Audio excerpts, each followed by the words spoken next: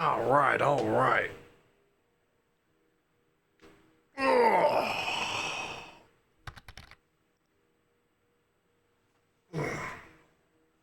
We are live. No, it's the 9th.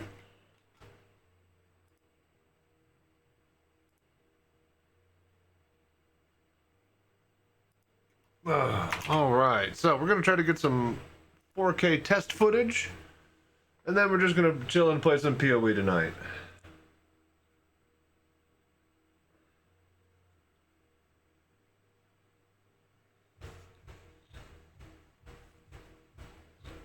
Ugh, man.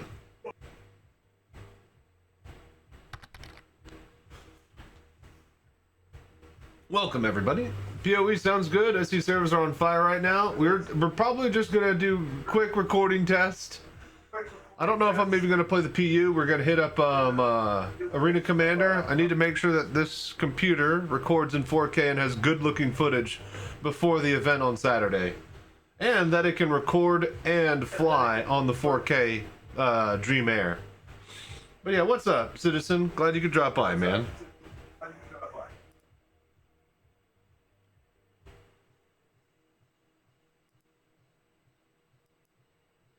Ugh, tired.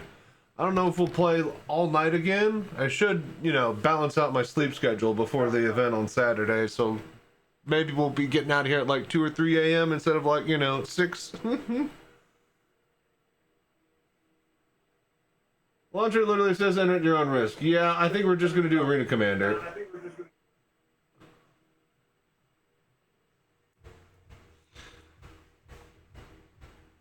We'll let some people get in here, chill.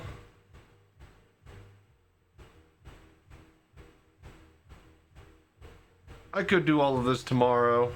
I don't know. I'm feeling really tired and lazy.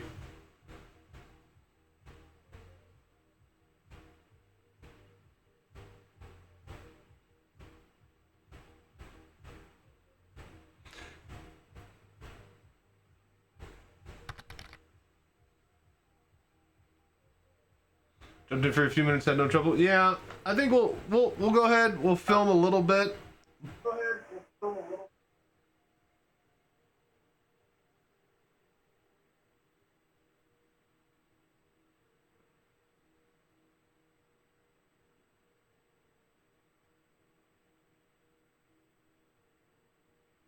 I'm trying to think here.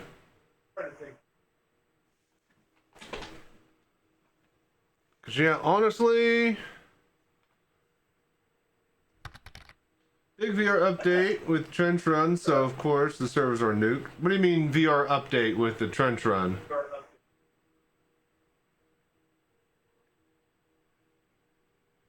Hello there.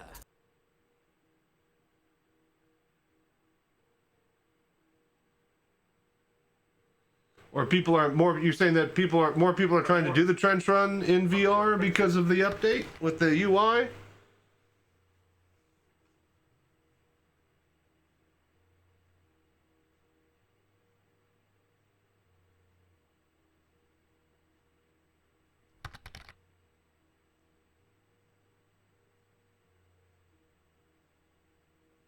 Okay, yeah, I gotcha.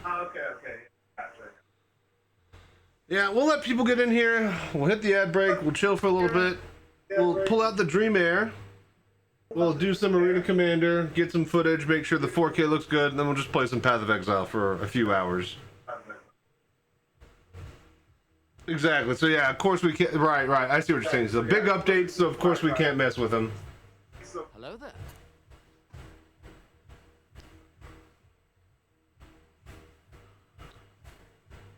Ugh.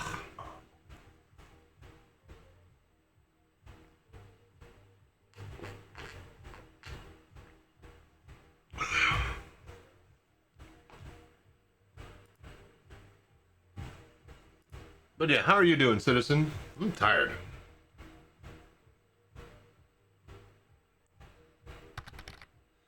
As usual, I finally decided to mainline SC for a few months, so of course the AG has its biggest oopsie in years like clockwork. Yeah, I know what you mean. Thorn123400. Greetings, everyone. Howdy. How are you doing? Welcome to VR Citizen.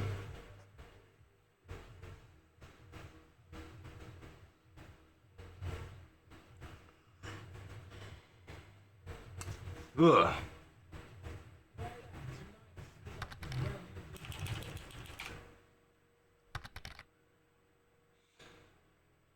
Yeah, other than that, doing good, just getting some work done. Nice, nice. Yeah, my stupid ring light went out, so I'm gonna have to go to Best Buy tomorrow and buy one. Xylo gave me that ring light at last year's VR Bar Citizen that I went to in October. So that was real nice of him.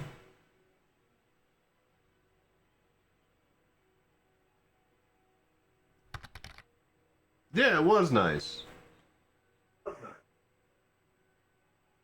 Alright, ad break about to start in about a few seconds here.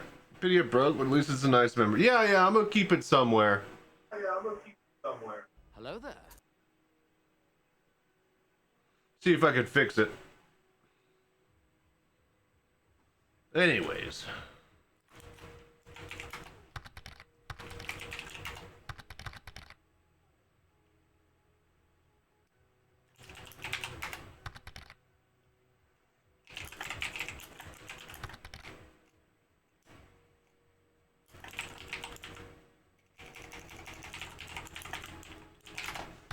Alright, ad break. BRB, folks.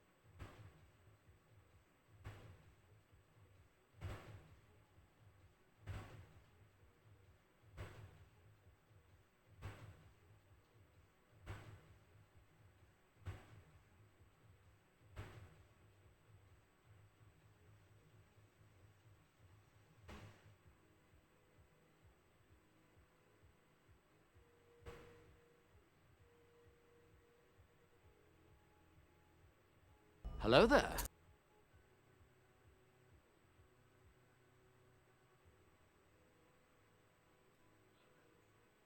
Hello there.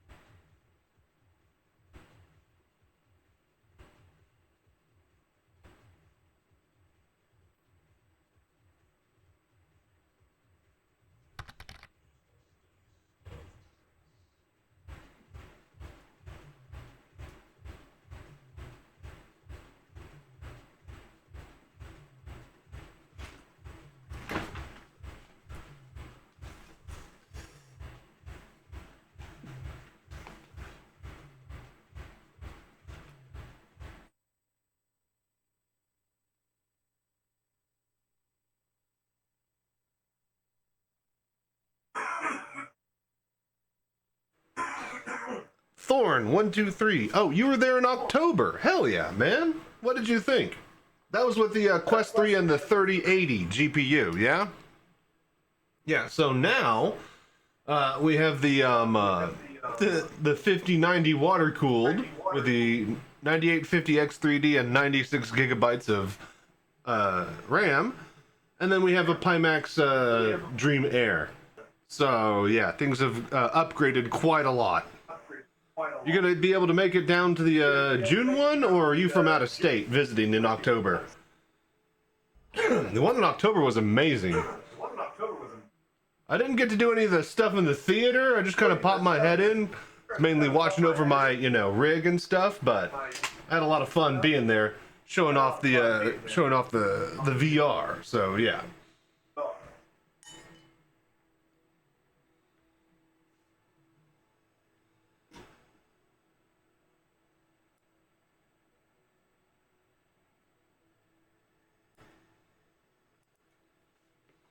All right, hang on one sec. Testing some audio here. Testing 1, 2, 3. Hello.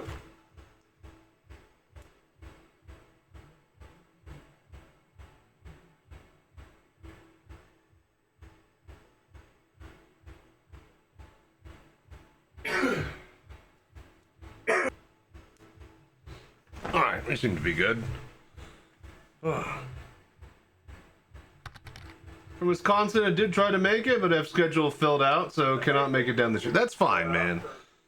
I'm sure there'll be something in October, even if there's no, you know, virtual Citizencon. Hopefully, some sort of Squadron 42 launch party, you know?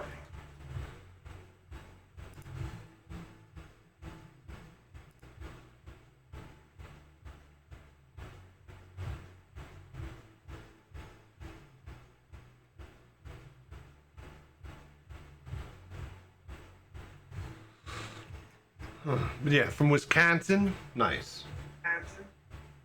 Hope everything's going well over there.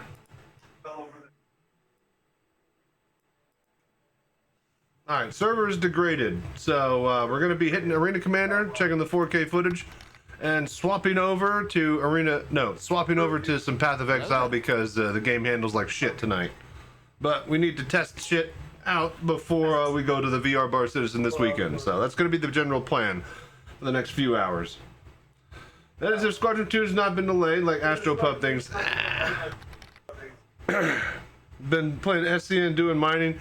I think, you know, I'm not saying he's doing it for clickbaits and whatnot, but like,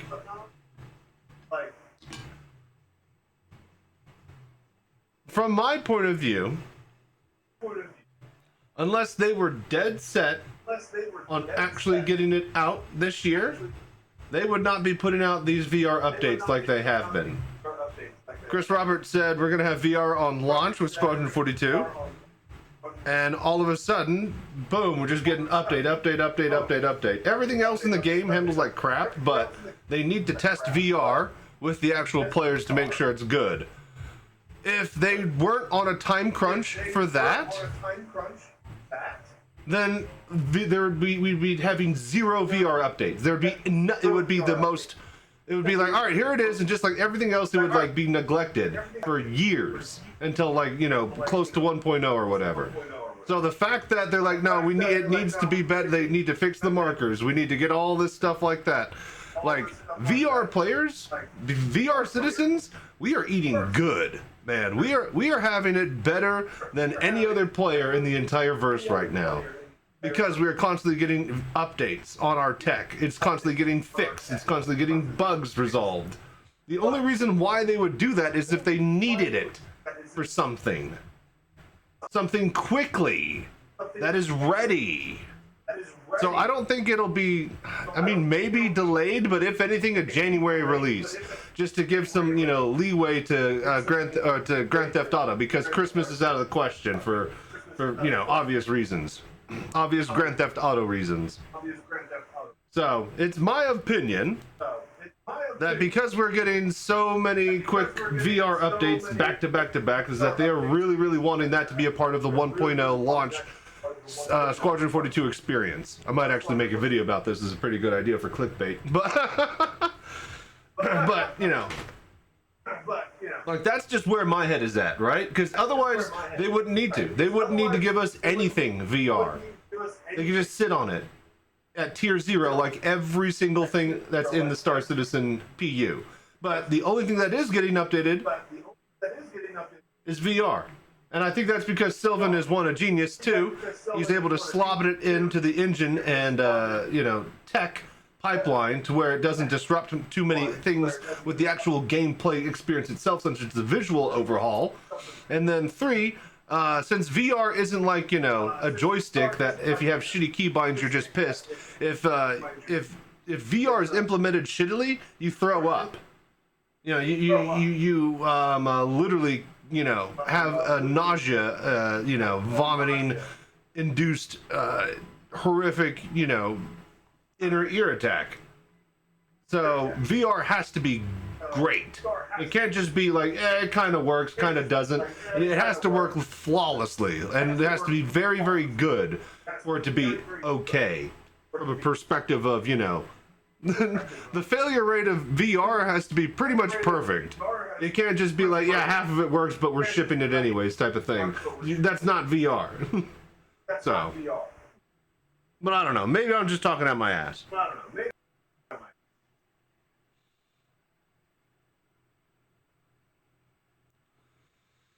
Okay, a few more minutes and then we'll figure out, we'll just start filming, I guess. We'll hop into Arena Commander. We got to turn on the Dream Air, make sure everything works, get the chat running, get the cameras rolling. So yeah, we will see what, yeah, I agree, as always, see what happens, but here's the thing is that if it was as bad as they think it is, and with how shit the servers have been performing and how garbage the game's state is right now, you'd think that they would say something, but the fact that they are quiet about everything means that they're sitting on something big. They've done this before. So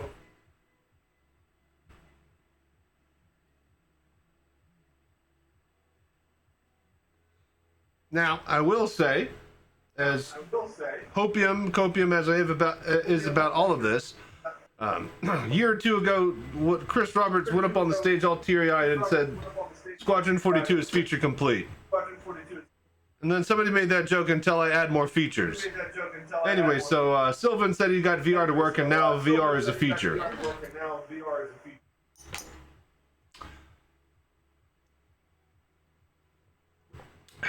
What do I know?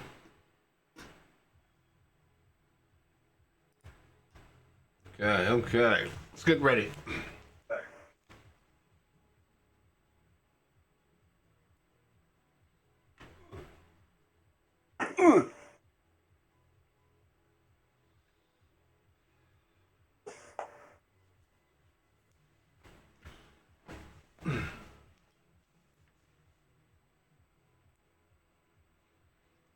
All right, so we need to get 4K footage.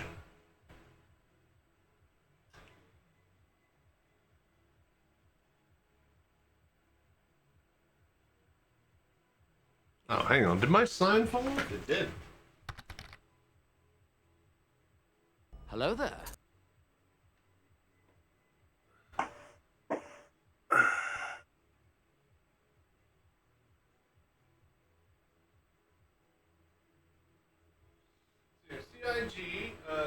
CIG goes quiet when things go wrong. They had to wait till, what, 2017, 18? They finally told Squadron 42 was delayed. I think it's what always happens. Didn't hit their goals, now they're afraid of the meltdowns that people are going to have. Meanwhile, the rest of us just want a good game. Yeah, I think it's probably going to be January. It's much like, okay, so they have to release it in October, but I think it's going to be January at this point. If everybody is on the, it's definitely going to get delayed. But until they say otherwise, you know, full steam ahead for October, supposedly. It's full steam ahead for 2026. So the thing is that November and December are just completely off limits due to, you know, Grand Theft Auto. You just can't.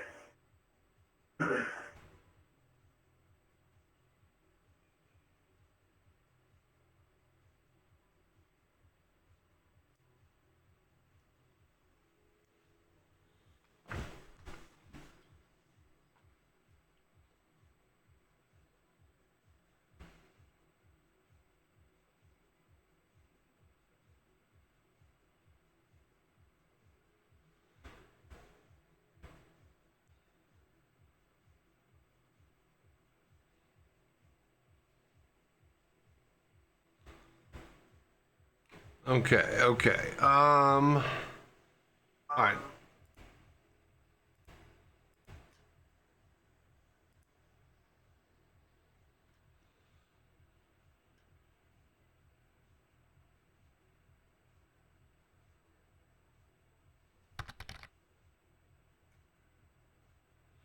I think I was just about the only person who called bullshit on the answer of the call 2016. Then the community gaslit me into doubting myself. Not gonna happen a second time. I'm fine waiting. Just want it to be good. Yeah, I agree. I want it to be good as well. But I'm not the one who fucking went up on stage in front of 4,000 people and like 50,000 people online and said, you know, definitely 2026. Trust me, bro. So I can see why there'll be some hot people on both sides about the issue. Alright, we need to copy settings over from my... I know the footage that I get from my current setup on my streaming computer is good, so we're gonna just make sure all of that is good. AAC and H.264. Constant bitrate 10K 0, slow, low, 2 pass, high. Look ahead, 2. Alright, so this is going to record locally to videos and Makroshka on the H.264, yeah? Use stream encoder, surely. Manually select the... Use the stream encoder for that. Rescale is disabled. We are... Should be in full 4K. Okay, so 4K, output 4K, 30 FPS, no downscale. Apply. Alright, so this should get pretty good footage here. In theory. Who's ready for the behind the ship around the Ryland? Yeah, I mean, I would be, if, you know, everybody wasn't pissed off that the game sucks right now and they are probably going to delay Squadron 42. I definitely would be excited about a cool new alien ship if there's a you know, game to play with it. Well, I'm more, you know what, okay, so Thorn. And everybody, here's what I'm more interested in, chat. I'm more interested in what they say about degradation, performance, and Squadron 42 delays in the video more than I am about the actual video itself. Because they're going to have like a Star Citizen Live about it, yeah? There's going to be some sort of Star Citizen Live soon. I'm looking more forward to what Jared has to say about that. Or during that. Okay, okay.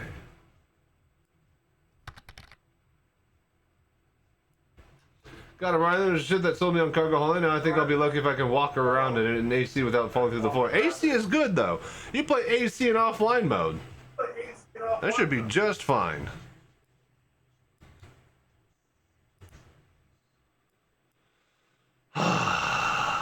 Okay, so this looks good, I think.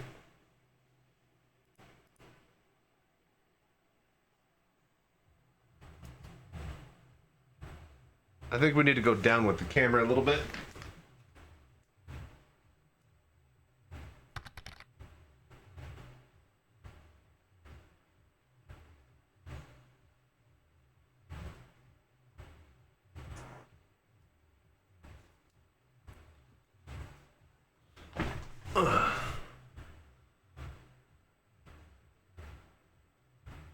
Yeah, that looks good. That looks good.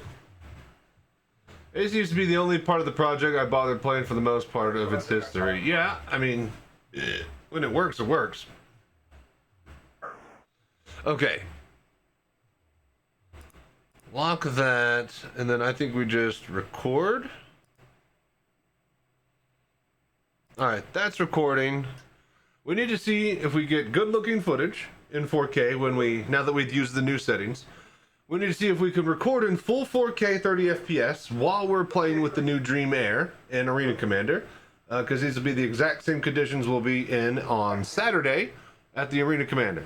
I've tried streaming it live there at the events before. I'm done trying to stream out from live events. If I can't control the internet, I don't want a piece of it. So we're doing it all local recording now instead. That way it'll be nice crisp footage for YouTube and get somewhat decent of a highlight for YouTube. Okay, so turn on the Pimax Dream Air.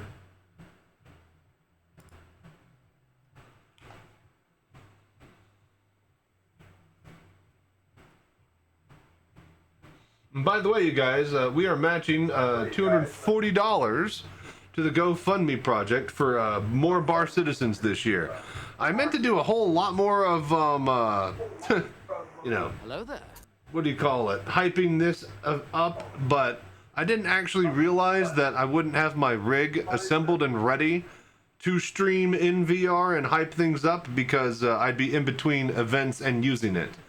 So I think the next couple months after this, especially if we get some sort of a date for Squadron 42, we'll go back to hyping and matching a whole bunch of money for the GoFundMe project. But I really hope that we had, you know, burned through all the cash that I set aside for it.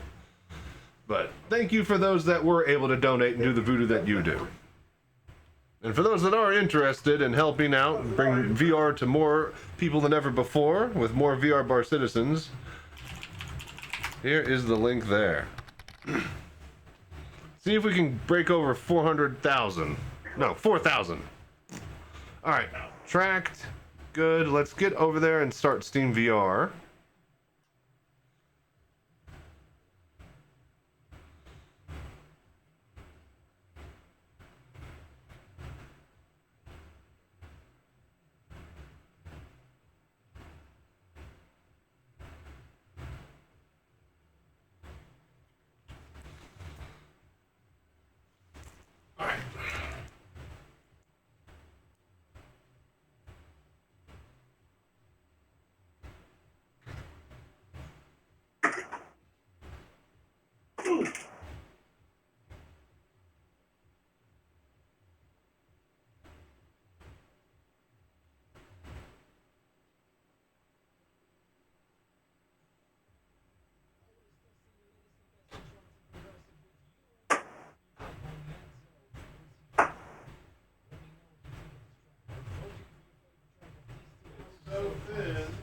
It's so thin. Glasses in first. Gotta put my glasses in first. Hello there.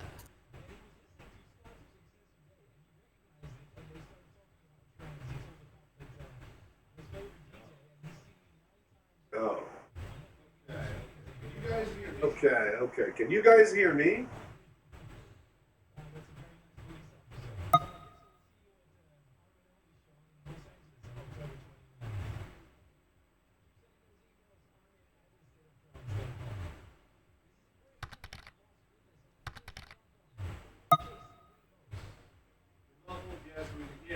You're muffled? Yes, we can. Yeah. It's going to be muffled because we're off of the camera that's across the room. This microphone isn't able to patch through to the stream, but we are recording locally off of this web camera's audio and this headset audio, so it should sound good in the recording there. I'll try to talk a little bit louder. All right. Turn on LIV. Hello there.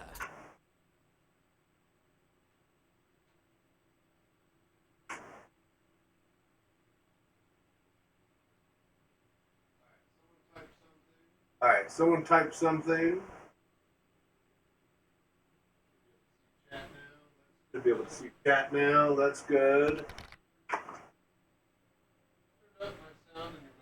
Turned up my sound and you're mostly clear. No problems understanding you. Okay, cool.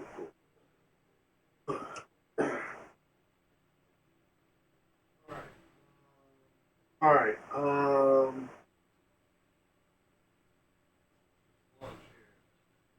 Lunch here. Love lunch. Now I'm hungry.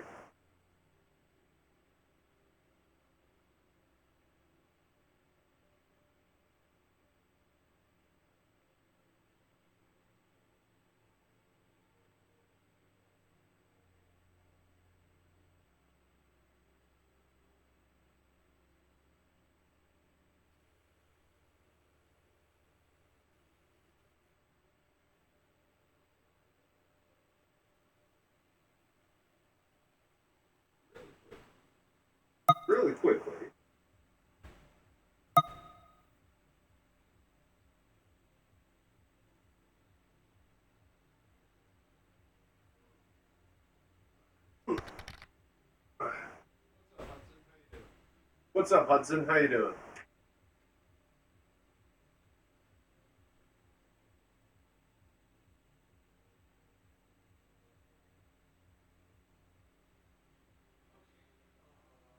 Okay.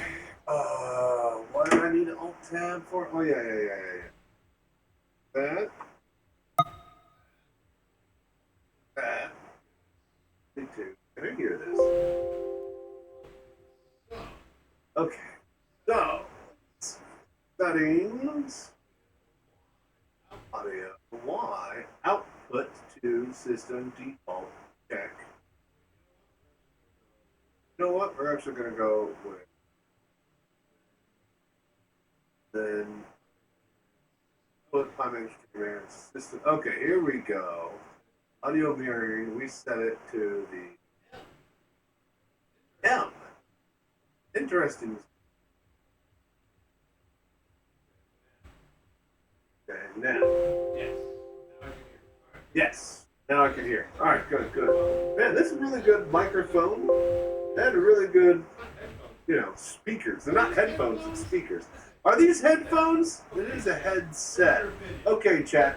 What is your opinion? Show of hands. Is these headphones or is these speakers on a headset?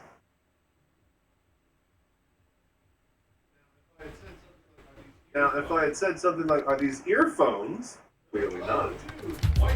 Oh, dude, white light with the closure array. Thank you guys so much for dropping by, hanging out, and doing the Voodoo that you do. What's up, white light? How was your stream, man? I think they are headphones. I don't know, man. Because headphones imply that one person can hear them on their head. If you're right next to me, you can hear them as well. They're speakers, We're hearing the echoed mic louder than the original feed. Okay, hang on. Let me close the door so that the mic doesn't get picked up by my loud talking voice. Thank you so much for the raid, White Light. 1 second, guys. We are testing out the Dream Air. Making sure we got good 4K footage for our VR Bar Citizen this weekend. And we're moving our mobile VR cockpit to show you guys Star Citizen in VR with the latest and greatest equipment. 1 second.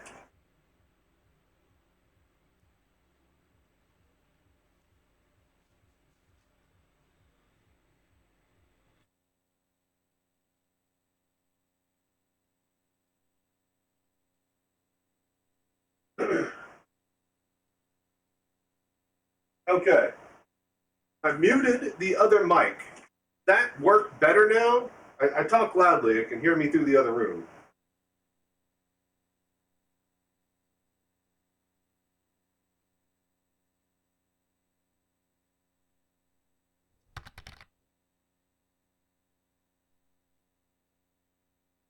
Sounds better? Okay. There we go. You're good.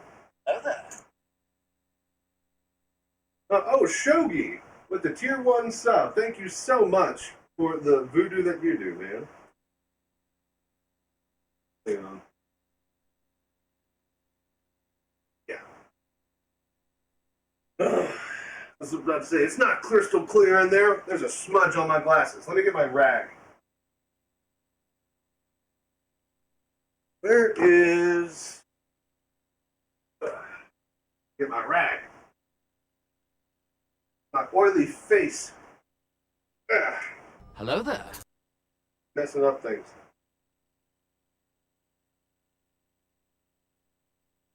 But yeah, thank you so much, Shogi, for showing all your support and the voodoo that you do. I like money, though. I like money. Can't believe you. All right, we're about to hop in Arena Commander, you guys. We're not Cloud, going to try the PUF. cloud, visit Horizon. But we do The need to city see in if the the game cloud, actually records and flies cloud. and performs at the same time. I got about the best possible stats for a computer possible in this day and age. So, if this won't do it, then nothing will.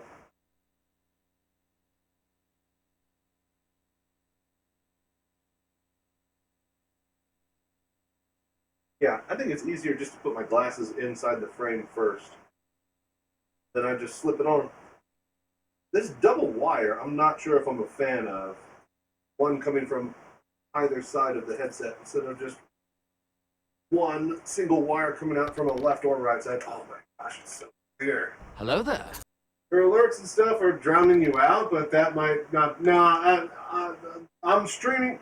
You guys are seeing the feed from another computer that's then going through my streaming computer. That is not my regular streaming setup. So all of this is very slapdash and just kind of ad hoc. Again, this is just so you guys can see me playing on the test rig. The footage that we're going to be looking at is completely different because we're recording locally on this computer, not that one. So, yeah. So just bear with me for, about an hour. We're going to get new Arena Commander. We're just going to see how this looks here.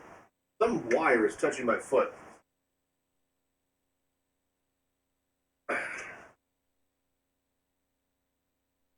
Okay, that's the power cable for the monitor that isn't attached. All right, there we go. All right, but yeah, welcome everybody. So, those that are just joining us, I'm Chachi Sanchez, the VR citizen. Thank you for stopping by and hanging out while we check out the new headset and the new equipment. All right, Arena Commander.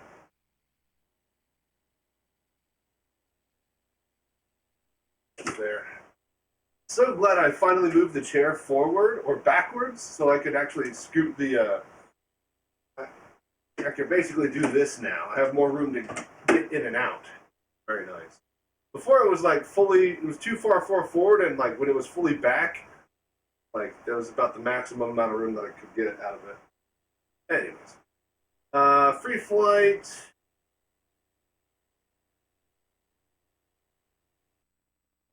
Passwords of crime. That's the thing. Yeah. Hello there. Oh wow. Oh, that's interesting. That UI, huh?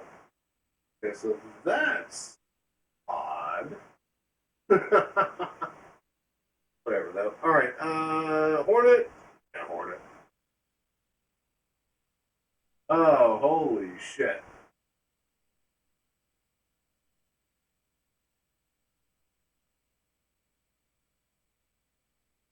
But now the sound is gone. Okay. Oh, I like money. Yeah. I like Commander money, Mo though. with the I tier like 1 sub. money. Thank I you like guys, money. man. Can't believe you like money, too. With and Shogi gifting the sub to Commander Mo. Enjoy. Dude, thank you so much, Shogi. I appreciate that. Alright, so why? I can hear that. Hello there. Option. Oh, I like money. Yeah. Money. I like money. I like.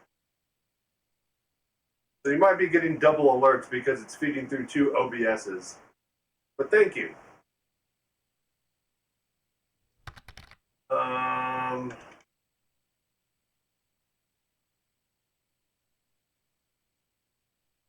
I don't think we could choose the... Yeah, see, we just choose microphone, not the actual output of the game. So the game is playing through the speakers, which are in the other room right now. So... Yeah, I won't have sound, but I think you guys should be able to hear the game. Yeah. That. Tighten our straps. Put my hair back and forth. Oh, this performs. Okay, so I think the problem yesterday when we were testing was the fact that I hadn't actually restarted the computer and I just turned everything on and just started playing. The tracking sensor tower is performing flawlessly even when I'm jostling around and we're not losing tracking. So, yeah.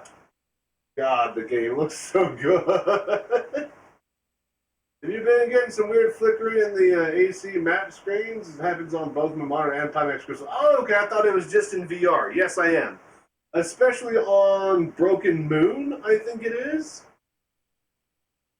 I am definitely getting a lot of... yeah, a lot of like weird flickering. It happens a little bit, but once I start flying around, it goes away. here. You know what? Mark, I'll face the camera. Go. See, now I'm looking at chat. Well, you don't see the back of my head. Hello there. All right, so we're just going to be doing some slow, nice flying. That's what people are going to be doing next week at the event, or this weekend at the event. It doesn't have much in the AC map itself, just mostly the map screen. Yeah, it seems to be, the load screen when you're waiting to select your ship. Hot damn, it's so, crisp. It is absolutely mind-blowing how crisp everything is.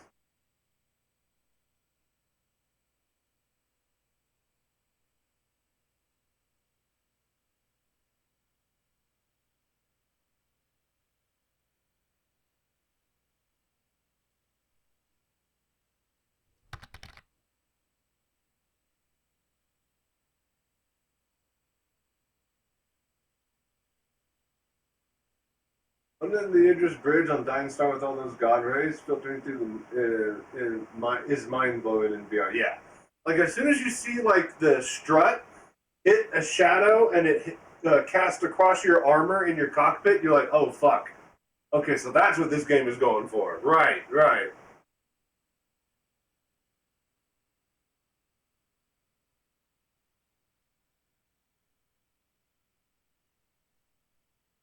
I actually haven't been to this map before. Isn't there a tunnel somewhere that we could do cool stuff? It's funny to see all these assets reused. Is that the Hathor satellite? They've just got 5 prongs instead of 3.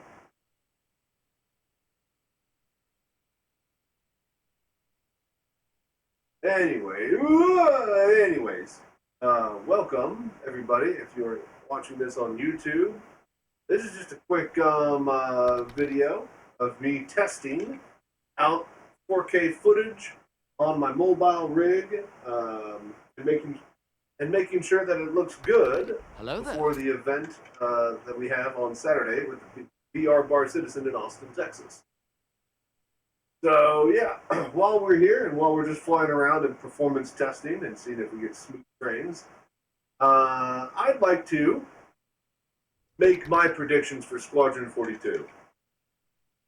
As we sit here in this beautiful flying cockpit in VR, looking at the new marker update with the new VR tech that is a few months old and getting fresh updates, I can't help but wonder why VR is getting such special preferential treatment when every other system and gameplay loop in the PU handles like garbage.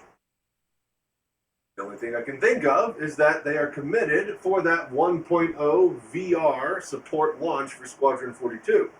Otherwise, they could easily keep it at tier 0 and just let everybody sit and spin like the rest of the fellow Star Citizens. But the VR citizens seem to be special little flowers. They're constantly getting updates, UI fixes, bug fixes, and it's as if they are really, really, really wanting this game to look and feel and work great in VR for some reason. They don't care about elevators as much. They don't care about the freight. They don't care about elevators as much as VR. It seems they don't care about the cargo issues. They don't care about, this and that compared to the rate at which they are upgrading from tier 0 to bug fixes to UI reworks to complete overhaul.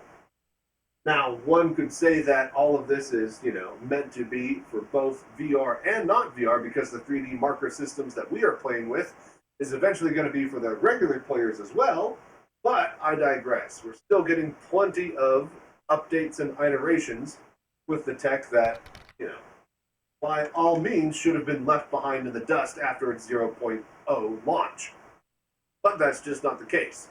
The only reason I can think of is that, they want VR support for launch of Squadron 42. They really, really want that Squadron 42 launch to happen this year.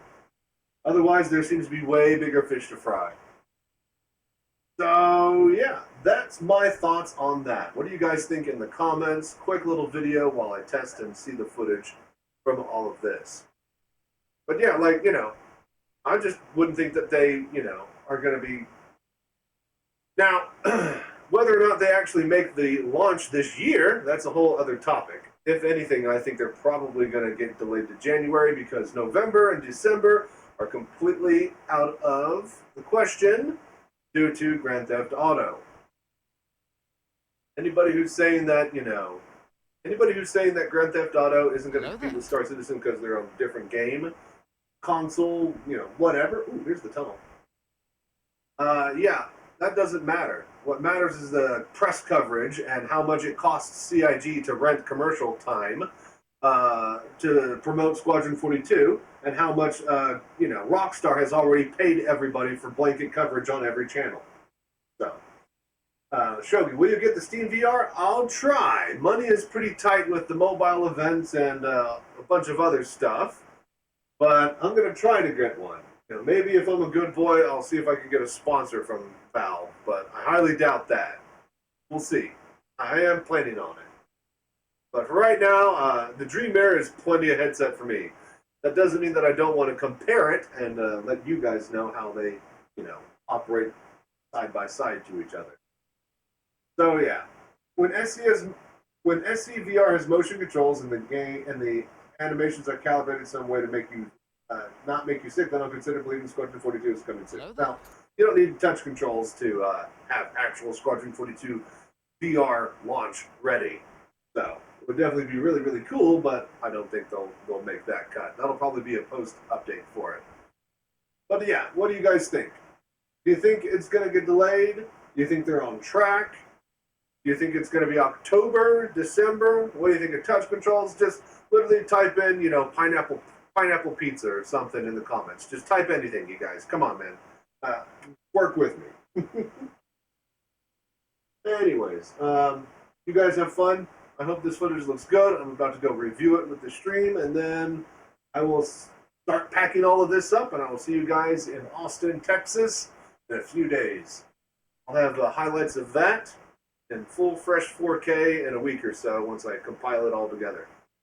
That being said, thank you so much for all your support, all the Voodoo that you do, liking, subscribing, and doing the Voodoo that you do. Speaking of liking, subscribing, we got over 4,000 subscribers, you guys, so thank you so much for being amazing. Yeah, I think I'm going to get out of here. That being said, thank you. Oh, yeah.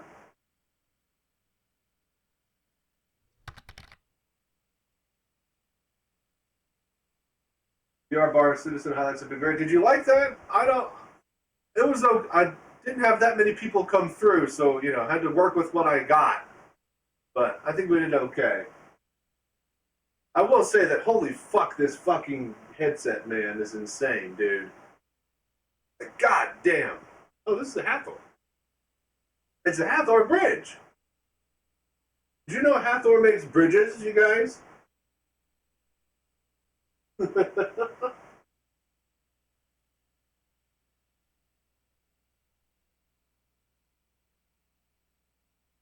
Honestly, I could just fly around and just look at stuff in VR. Like, it's performing like butter right now. I really hope the footage looks good, because if the footage looks good, then the fact that I could get this type of, you know, recording.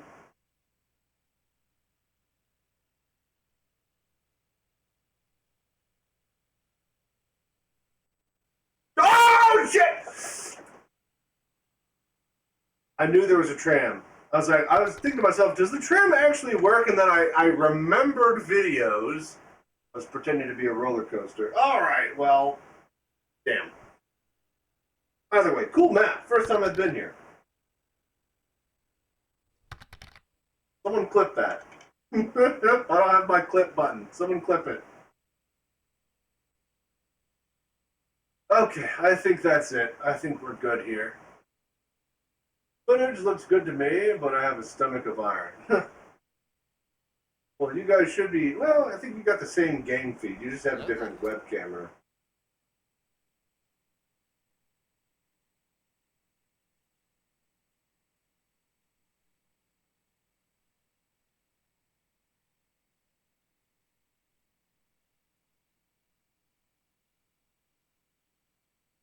What's going on with that? Is that just a thing?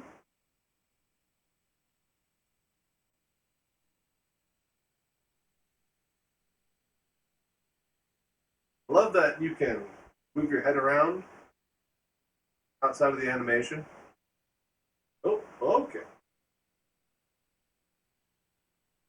Fine.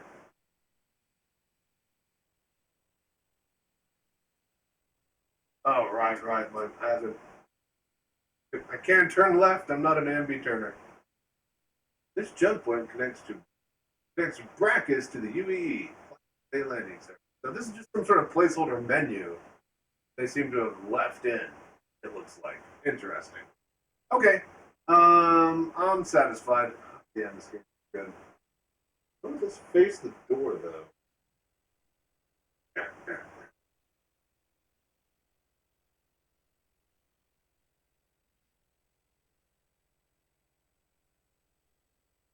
Unlike Tarkov, you can't like half crouch and use your mouse scroll to, dynamically adjust that. Tarkov is crazy with the FPS controls. Okay, let's get out of here. Let's check the footage, and then I think it's time for some Path of Exile. Short VR Citizen stream, I know, but that's about all we can do. Got to start taking all of this equipment down and getting ready.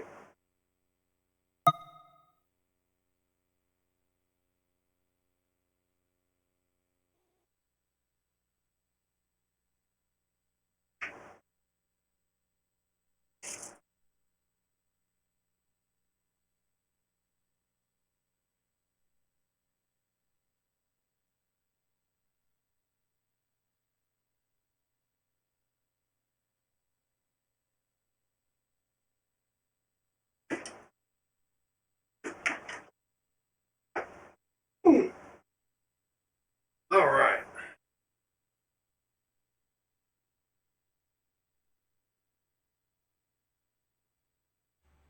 Okay. Let us. Oh, is it ad break? Beautiful.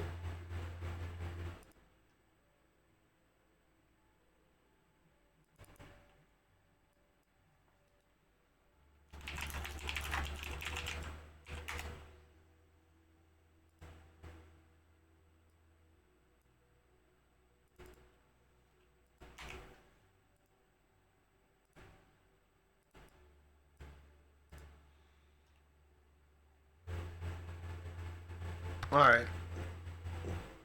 Let's see. Let the ad break play. We'll check out this video when y'all get back, and then time to just play some PoE.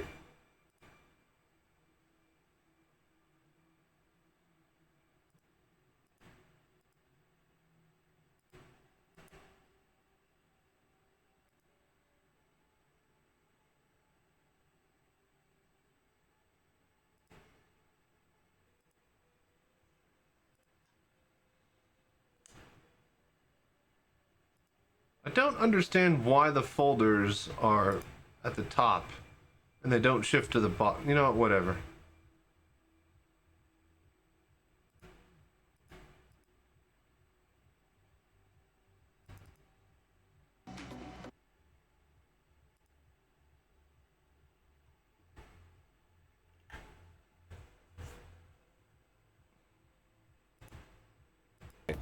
And hanging out and doing this beautiful flight. It looks crisp. Cockpit. In VR. Looking at the new marker update with the new VR tech that is a few months old and getting fresh updates.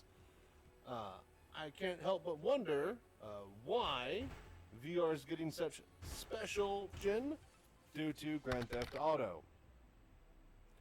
Anybody who's saying that, anybody who's saying that Grand Theft Auto isn't going to compete with Star Citizen because they're on a different game, console, whatever. Ooh, here's the tunnel. Yeah, that doesn't matter. What matters is the press coverage and how much it costs CIG to rent commercial time. Yeah. Like I said, you guys were getting like a delayed feed through a second OBS over the net. My 2 PC system that I have right now, it is working off of a capture card. So it's hooked directly up with the GPU and a video cable. What you saw beforehand was going over the net. My local network. To promote I feel cheated. Yeah, well, get over it. All right. You know, Rockstar has already paid everybody for blanket.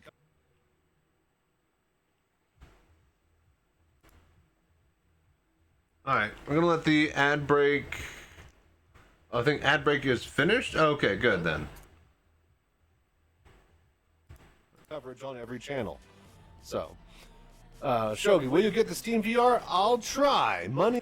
So there is 2 mics that are being used right now in this footage, the web camera mic and then the headset mic. But I have those on separate channels, so I can cut them out or sync them if I needed to. It's so that's pretty not a big tight deal. with the mobile events. We're looking at the video footage right now stuff. mostly.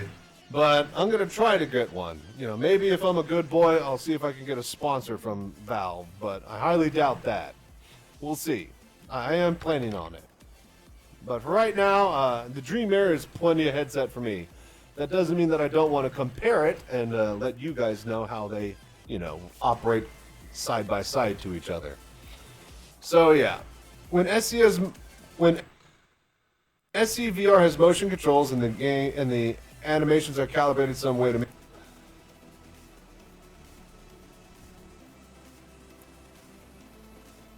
Hello there.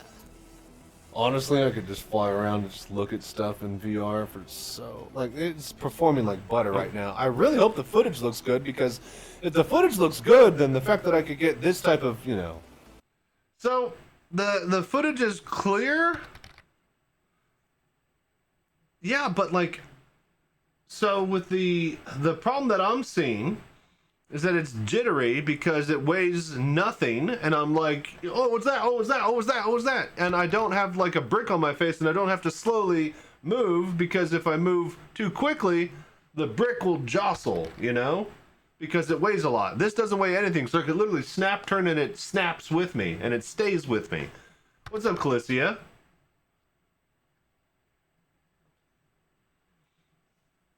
Get that? No, a few weeks ago I had stability. I get that jitter too. It's a new thing. Well, no. My last week, my VR bar citizen footage looks great because I was filming in 1080p, not 4K. But also the guy was the people were looking around very slowly with the headset, so that might have been a factor. How you doing, Clipsia? Recording. All right, good. Oh shit! I knew there was a tram. I was thinking to myself, does the tram actually work? And then I remembered videos. I was pretending to be a roller coaster. All right, well, damn. Either way, cool. It doesn't look like crap is the thing, though. Video of me. We're just going to be doing some slow, nice flying. Hello there. Because that's what people are going to be doing. I noticed yesterday standing just in my hangar that it was much more sensitive to my jitter. So refresh rate changed or something on the back end with the engine, maybe? Fiddling with my game since little, now my VR works a bit better. It's still got some weird effects, but it's particularly when I'm in heavily populated places. Check Arena Commander. Okay, so go to Arena Commander, go to a place like this, walk around, fly around, get out, go up to the station, get in on FPS, jump off the thing, fall down to the earth. If it performs great there, then you got it dialed in. Everything else extra is server performance on CIG's end. The worse it is from them, the worse it's going to be for you, especially in VR. So, that's what I would say if you're looking for benchmarking. Alright, this looks good. Next week at the Hello event. there. Or Have you tried the Beam Eyetracker? I'm on the fence if I want to try it. No, I have not. I only have the Tobii, and I don't even have that hooked up. And I really should. It was meant for a different monitor. Beam is great. I rate it. Okay, so Troubleshooter has it. I trust his word. You got a Tobii? Okay. I love my Tobii. You know, the few times I've been able to use it.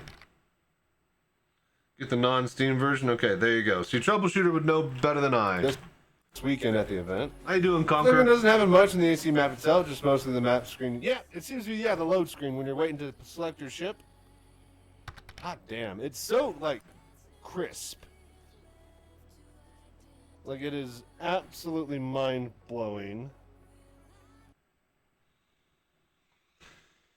Interesting.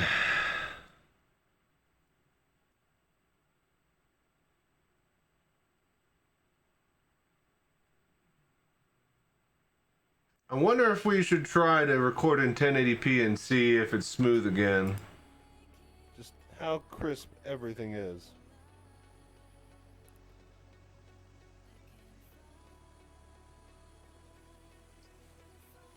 Hang on.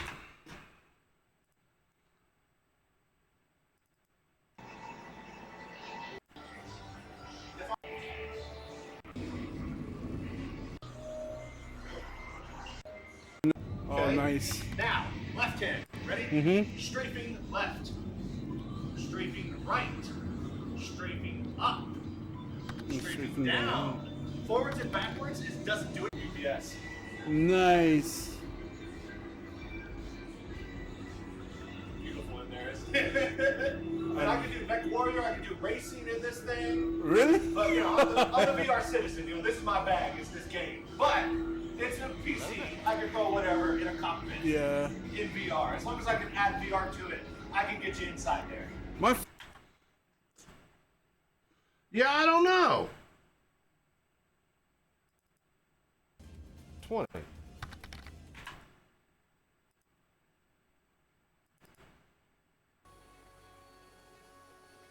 I did notice if I looked at it without moving, it was very clear and beautiful. It's when I start to get a bit of warping on my headset that looks a bit off. It's not as bad as it used to be. Let's see. Right now. Yeah? Alright, do that. Testing was the fact that I hadn't actually restarted the computer, and I just turned everything on and just started playing. The tracking sensor tower is performing flawlessly even when I'm jostling around, and we're not losing tracking. So, yeah. Oh my god, the game looks so good.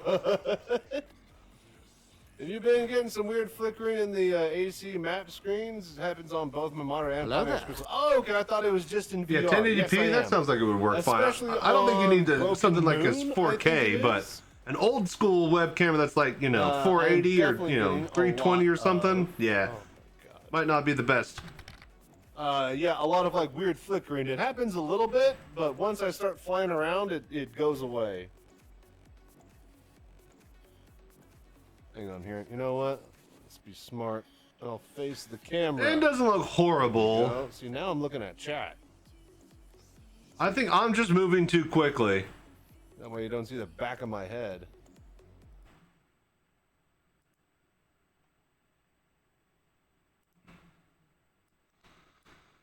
Let's see. What would we be able to do, though?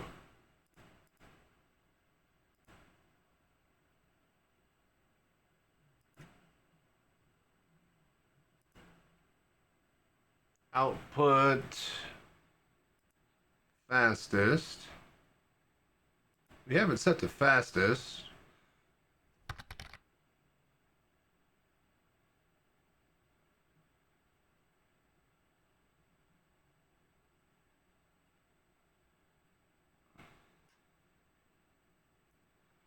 Slow, good quality. Maybe.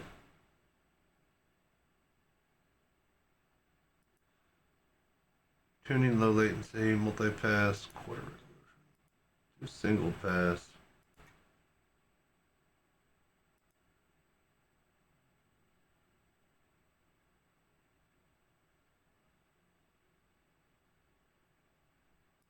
Alright. Alright, so we're just going to be doing some slow, nice flying. because that's what people are going to be doing next week at the event, or this weekend. All right, I think what I'll do is I will figure this out more tomorrow once I'm taking things out. What is this? Is this the clip? Honestly, I could just fly around and just look at stuff in VR. Like, it's performing like butter right now. I really hope the footage looks good, because if the footage looks good, then the fact that I could get this type of, recording.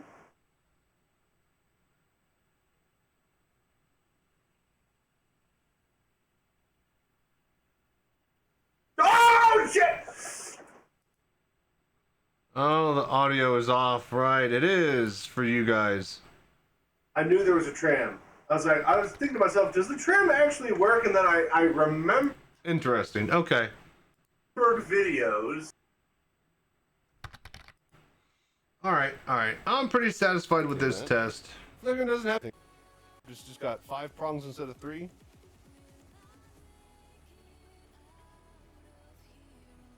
All right, I definitely, okay, so I was able to get the quality of video that I want visually. I just need to up the FPS, so I could dial that in later. Okay. All right, I think that's it for VR Citizen, you guys. Servers are handling like crap. I'm not really wanting to hang around and check that out any more than necessary. So we'll let CIG fix things and we'll just go play some PoE.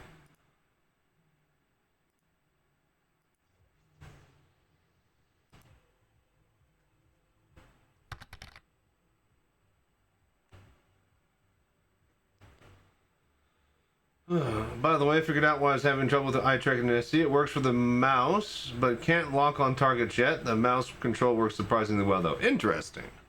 Yeah, I haven't been able to dabble at all with eye tracking. I'm just so far behind with just everything. All right.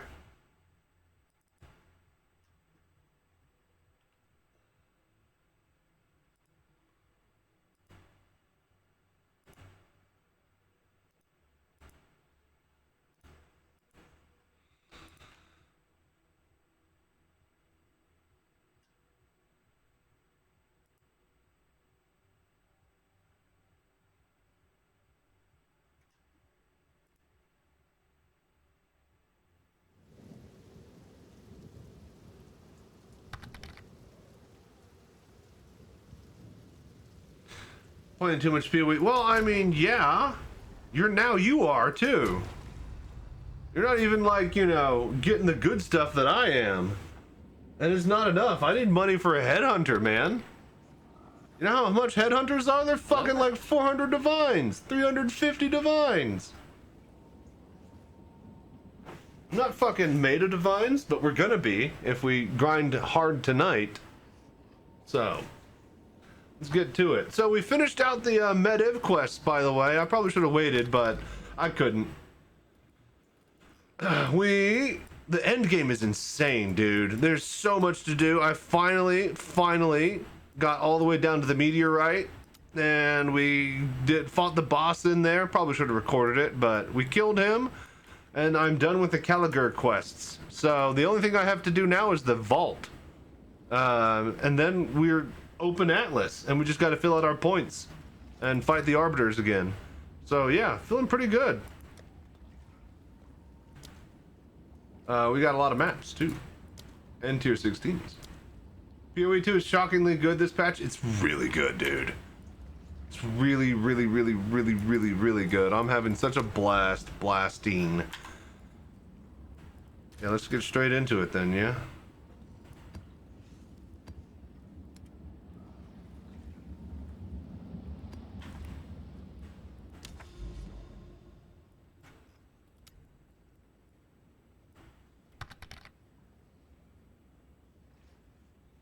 PoE 2 coming in clutch to save us poor SC slaves. I just wish more people would enjoy it with me. I feel like this is like the perfect game if you're not into Diablo games. This is the perfect game to like get into it with. Like the first 4, the acts and stuff, how slow it is and methodical, how everything has to be, and you're not truly blasting until like the really end game. Alright, this is what I want. Players have unlimited revivals in area. Monsters have 100% increased effectiveness. Actually, do we want to pump our experience? Let's do our experience. Right, we're pumping temples. We're pumping temples.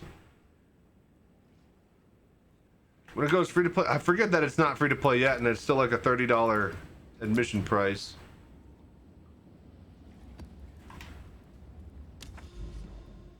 All right, we're doing temple, city biome, and we're working through all of these.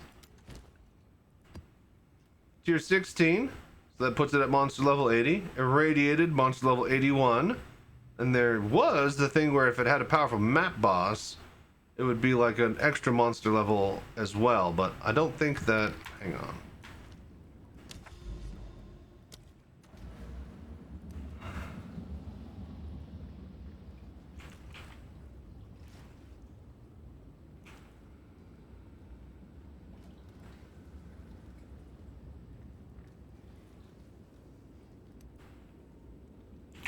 Monster level.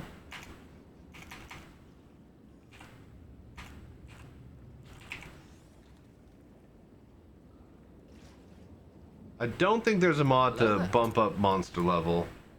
Even buy to play PoE 2 is doing. Oh, dude, it's crazy how much value you're getting, especially compared to, you know, competitors like Diablo 4, which you had to pay for like 3 fucking expansions for it to be any good. 80 full price dollar expansions too. All right, let's just roll. So city biomes, we have a +1 to our tablets, which is why I've been wanting to do my city stuff. So 4 tablets is insane. We're running 2 abyss, irradiated, and a boss bump. Level 4 competitor, it feels cool to. Okay. Yeah. Blizzard is their own worst enemy. The whales take hold! Wrestler's dead. Freaking. Okay.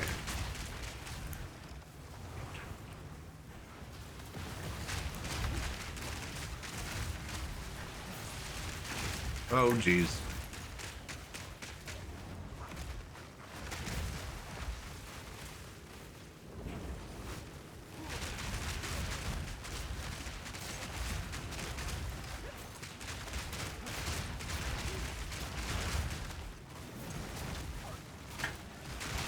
Woo! Woo! Take that.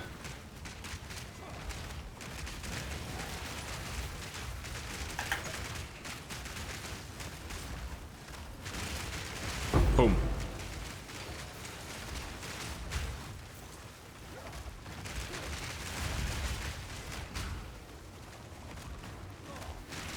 Good eye.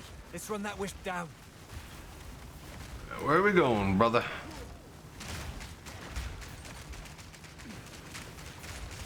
One of us is going out with a bang.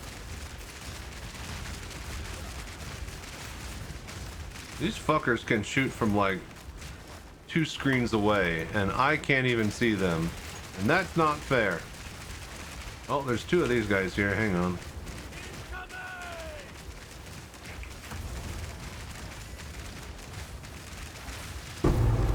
Alright, there's 1 of these guys here. Hang on. It's getting away. Right. Come on. That's the one. Put it down.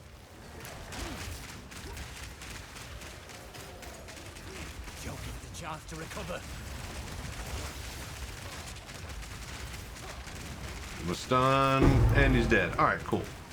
I'm glad you were here. Danger's grass.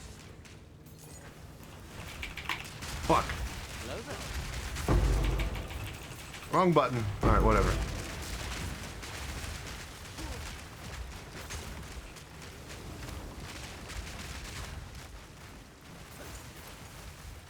You know, we don't even have our 3rd and 4th ascendancies.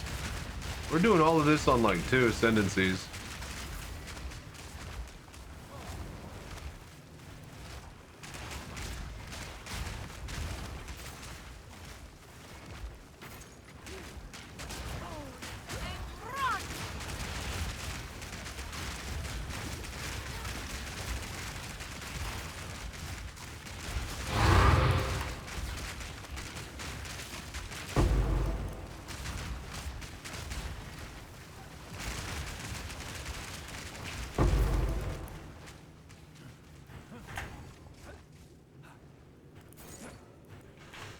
What, you don't have phones? Yeah.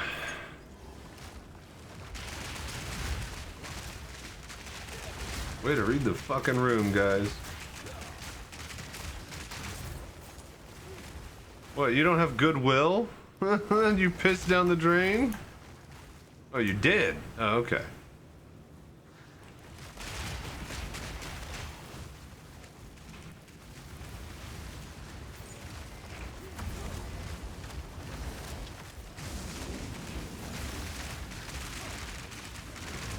Whoa! What is he? Oh, it's that guy, right.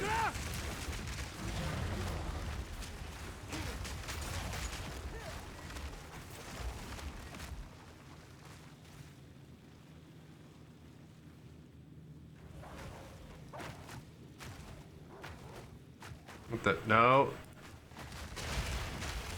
What's going on here?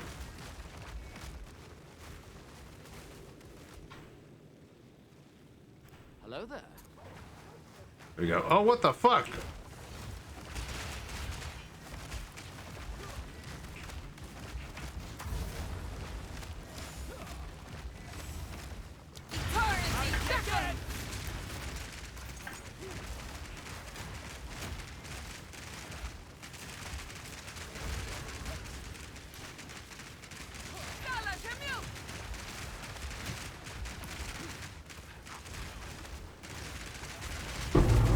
Got it. Down you go.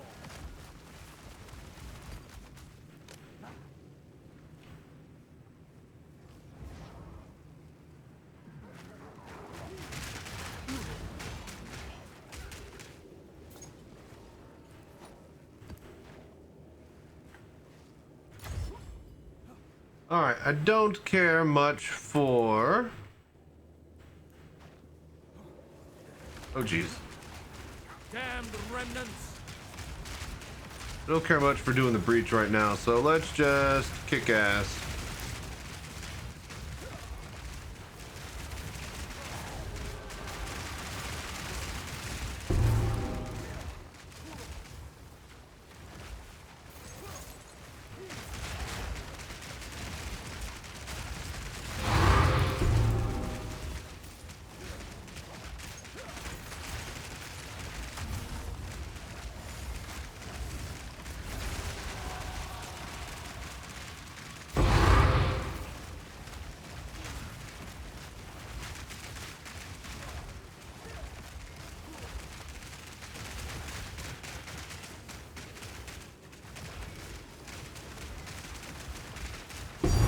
Got it. Chase me, chase me. Hello there.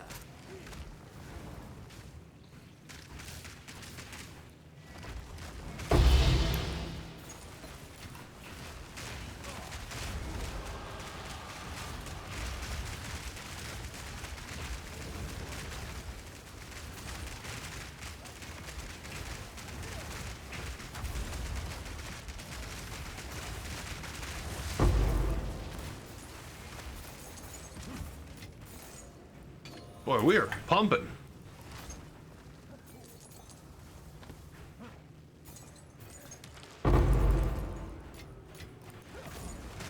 I hear that they're gonna change the Omen of Light farm, so this might be the last league I, push this hard, this high. Previous league was even more of a fluke because freaking headhunter prices were like 30 div.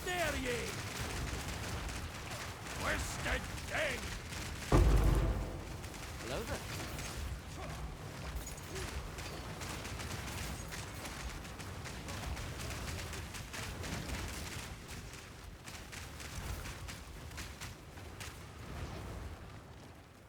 I think he's stuck there. Oh no, there he comes.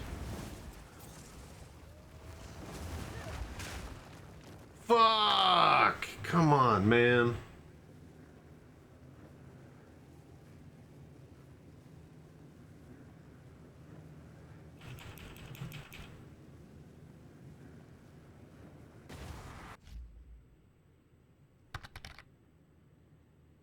I swapped the game, didn't I?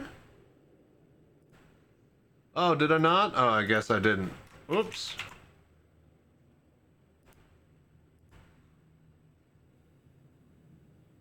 But yeah, we were doing some VR testing earlier. All my stuff, all my cockpit and stuff is in the other room.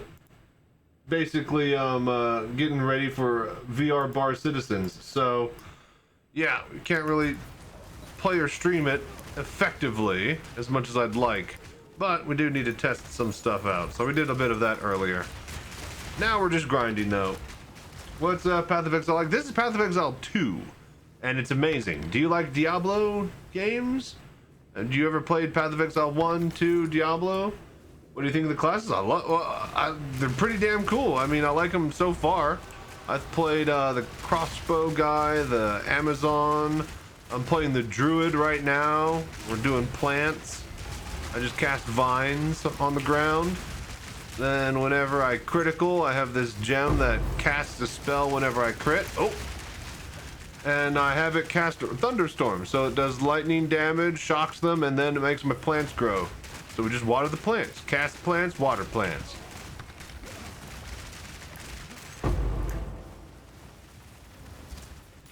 Can you explain the story of the game? No. I don't even think, I don't know anybody that really can. So, I don't know. There's a lot of the themes of the game, unlike your average, let's say, high fantasy game. It has all your average tropes, but the biggest vein of this is Aztecs. It's got, you know, your medieval dungeon, your, you know, all the proper, you know, stuff that you would want out of that type of thing, but like the big players in the game are like the Val. And they are basically like Aztec, you know, South American, crazy magic people that, like, you know, do blood sacrifices to gain power. And most of the game that you're playing is involving, you know, delving through their archaeology and, you know, civilization that could time travel. And, yeah, just picking up pieces of the past to help solve a corruption that is plaguing the current day based off of all the crap that they did back then. So it's about as best of an overview of the story as I can give you. But, you know, in these games, that's the thing, is that the story never really matters, except, you know, when Diablo 2 was actually when Diablo 1 and 2 was actually kick ass and, you know, blew it out of the park as far as, like, you know, capturing your imagination for a game and story. But any game that has come after Diablo, they're like, yeah, the story is after, you know, everybody started playing Diablo for the story, but they stayed for the grind. And every game that's come out after, especially PoE 1, is like, yeah, it doesn't, the campaign, the leveling, all of that's to get you to the end game, to get to the grind, right? The grind is what matters. That's even why the company that makes Path of Exile is called GGG. It's called Grinding Gears Games. The thing is that people started to realize, you know, especially after Diablo 4 came out, you know, maybe there's something to actually having a proper story mode and campaign in the game. So Path of Exile 2 has basically gone back and I think has the best since Diablo 4 campaign story mode in a game of all ARPGs. It's really, really fun. It's really, you like hold your attention, you know the characters, you like kind of feel for people and things. You're not just like, all right, I'm blasting just to go through the acts and go through the actions just to get to the end game, you know. I'm here to actually, you know, enjoy the process of getting there. Unlike Path of Exile 1, where like every map and every act and every boss in Path of Exile 1 through the story mode, I'm just like, can we just fucking beat level like 65 and just be in the end game already? You start medieval times in Act 1, but quickly move to some horror stuff. Yeah, so it's like medieval times in Act 1, desert, Arabia stuff in Act 2, which is par for the course for ARPGs. That's what both Diablo 2 and 3 did. So, Act 4,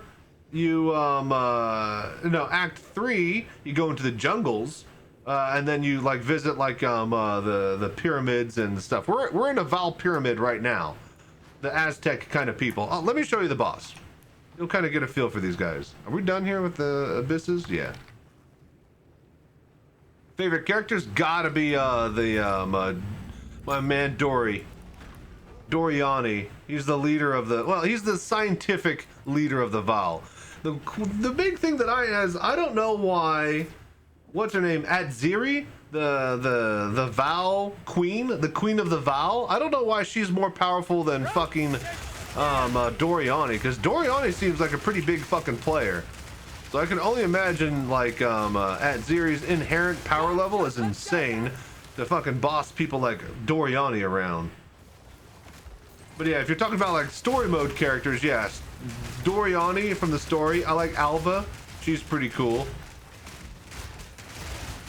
But other than that, you know, the actual characters itself, the Caligurans are all pretty sweet, but that's because I know them from the previous game when they had the big update that involved them. Oh god, oh god, oh god! We're fine. I was opening my portal, stuck in an animation.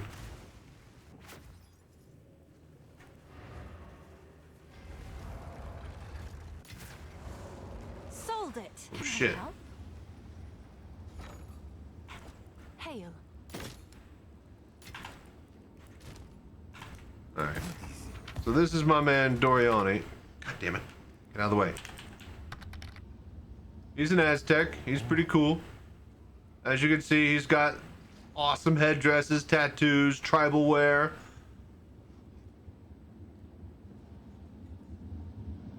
Only type some slightly gaping wounds there. Yeah. But yeah, this is my hideout. Basically the place where you spend most of your time in the game after you complete the acts. You got Act 1 in the forest with medieval town, castle, dungeony area. 2, you go through, you know, big old wagon ride through the desert, checking out ancient civilizations lost to the sands of time. Act 3, you're in the jungle and you're fighting on the actual Aztec pyramid. Why is that all funky? And then Act 4 is island hopping. You go from island to island to island, so. I think I have that hideout. Yeah, the Dreadnought. I do have that hideout. I bought it and I never use it because yeah. Everything is set up properly in my cave and I like my cave. It's all dark and cozy in my cave. I really, really like my cave. But this is a pretty cool fucking hideout. I'm not gonna lie. I really should use this one more. There's so much space here too. I got my map device all the way down here. Yeah. I mean, it's cool. It's cool. Probably a waste of my points for, you know, cosmetics though.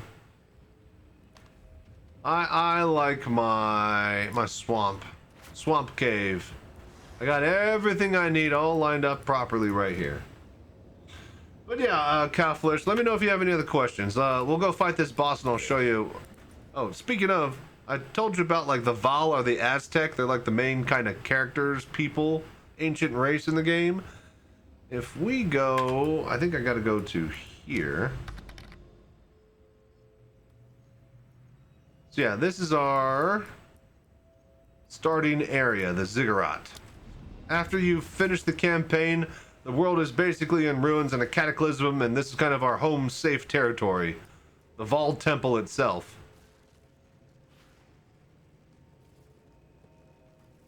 I was about to say, I'm pretty sure that came with, yeah, one of the packages.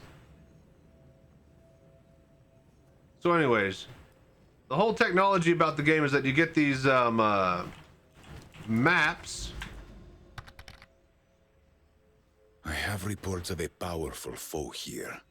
Not exactly the welcome into the fortress I was hoping for. But we must not let this stop us exploring the fortress further. Take favorite them city? down. It's not really any cities. Because they all kind of, you know, explode. I guess King's March. King's March is awesome. But again, they all explode. This is in ruins now. There's no real, you're just kind of like going through villages and helping people not succumb to monsters from the forests. For most of it. Or deserts or swamps. But anyways, this is like the main kind of post, what do you call it? Post-campaign kind of hangout place until you get your own hideout, in which most cases you'll be there. So, oh damn it! I didn't even fucking sell all my inventory.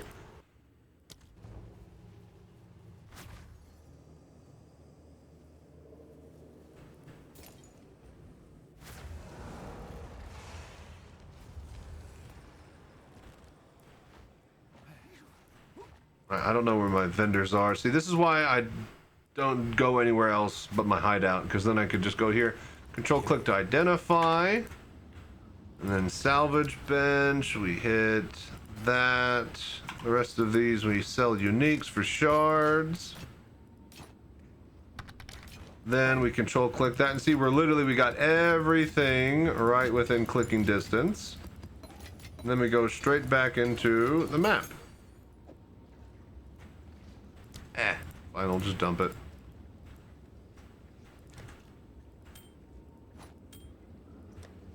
Okay, so map. Let's grab a tier 15. 4 mods. Let's add a mod. Add a mod. 0 revives available now. Corrupt it. Maybe it goes to 16. Maybe it goes to 14. All right, nothing happened. All right. So that's our map process. We have our map for later. Let's finish our current map. I would say that the writing in Act 1 is much of a hit as a miss. A lot of characters have, well, that's the thing, is like, the Act 1 is setting you up for the later stuff. The cool people and characters like Doriani and the Vol, but you don't meet with them. You got to figure out why the leader, the mayor in Act 1 is all corrupted. And then that leads you down the rabbit hole of the actual game. So. Alright, here we go. Whole reason. Yeah, 3 charm slots on a heavy belt.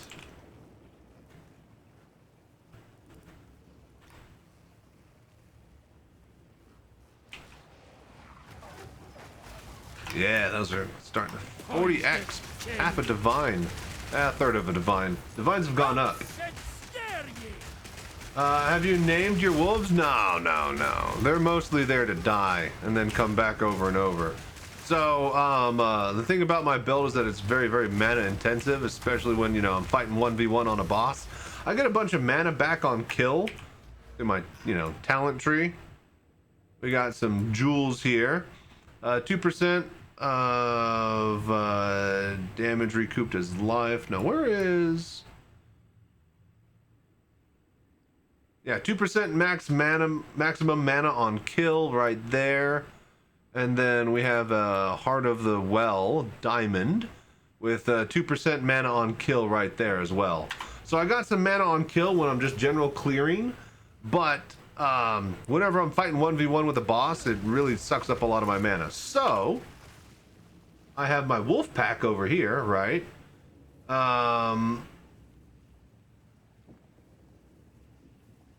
Let's see here, recoup damage. Okay, recoup 8% of your maximum mana when a persistent reviving minion created by this support dies. So, with this gem attached to my wolf pack, right?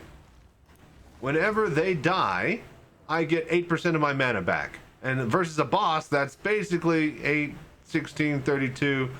what is it, 40, 48, if it just, half of my mana pool is just right here chilling in wolves. So we don't name them, we know they're gonna die. We're trying not to get too attached to the wolf pack. We just lead them around into the slaughter. That would be interesting if you could name your pets though. They have this new build, so there's this new skill, the new ascendancy, that lets you basically, if it's a beast boss, not a human or a, you know, lich or undead, if it's like a giant, you know, monster that's like a animal, you can actually tame that beast, and you can have a boss following you around like a Pokemon. It's insane. Everybody's taming the great monkey, and he's got like plus 300% critical strike damage, and he basically one-shots other bosses. Much like he one-shots you if you let him land the hit. So PoE 2 seems like SC that's a 100-hour game, not a 4. Oh yeah, for sure.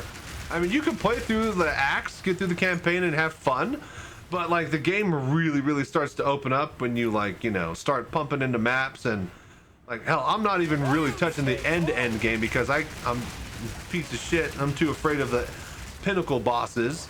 I can fight like the mid-tier pinnacle bosses and like, you know, have a difficult time, but I ain't fighting like the, you know how much money it costs per attempt? It's insane. Per attempt to fight one of the end game bosses, I might as well just upgrade my gear instead, you know? Like each of those fragments, each of those keys to get into the door, insane. If I find those, I'm probably gonna sell them so I could get better gear, not use them. Watching the ADHD monkey just go full on super speed is superhero yeah. And that's the crazy thing too about all of these games that I like the most, right? You start off as just a dude on a beach with the shirt and clothes on his back, right? And you find like, you know, a rusty sword on the edge of the riverbanks, and then you go to killing gods. And it's just a slow, methodical process of just constantly upgrading your gear and getting better and better and more powerful.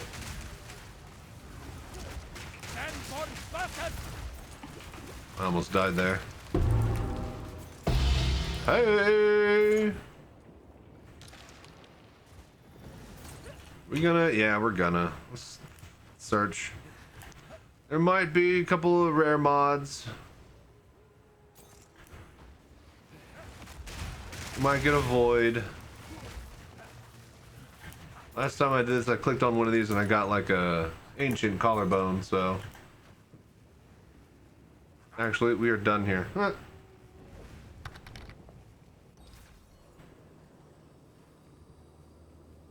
Oh, fun family. Lurk while I go out and work.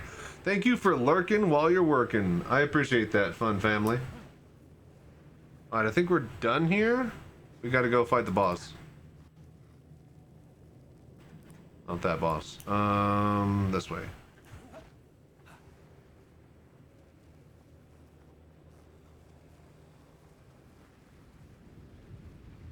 Hello there.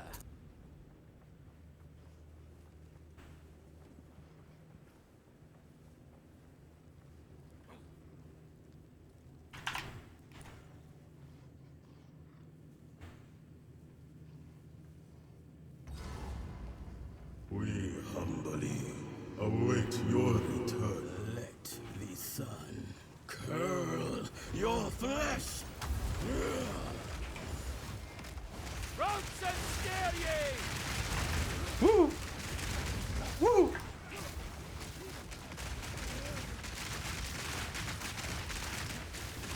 Touch of cold pig. Touch of cold pig. Witness. Silva was in brave.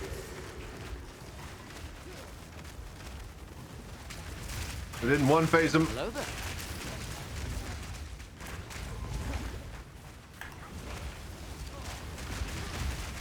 Got him.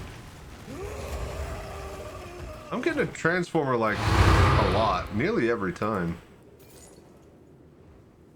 Get out of here.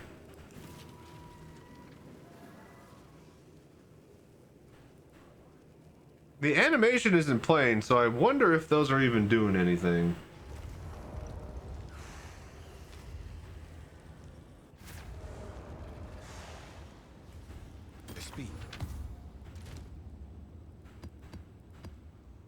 Ventures a collarbone. Ooh, almost a div. Venture's Gamble 3x.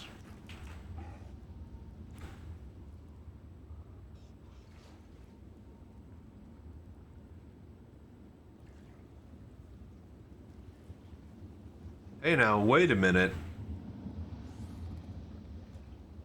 No way. Is this a positive ring? Positive Venture's Gamble? Oh, -8 fire resistance, but 27 cold, 13 lightning. So each of these can roll from -40 to +40 on fire, cold, and lightning, -25 to 25 on rarity, 0 to 20 on spirit, and 0 to 80 on max life. It's called Venter's Gamble for a reason. If you get a high roll on all of these, ooh. And there's, you know, reason to have negative stats for certain builds on certain things, so that's also fun.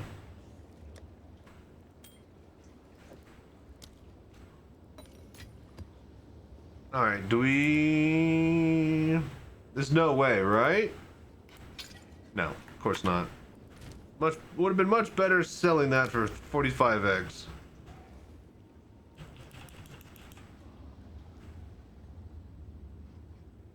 Pack size in grass areas. I do like that. I like that. Oh, but it's the temple point. Hello there.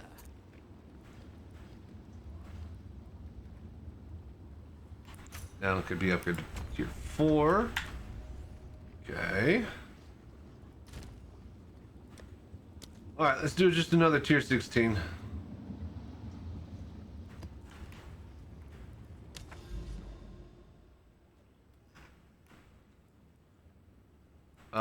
We were burning through the temple biome here.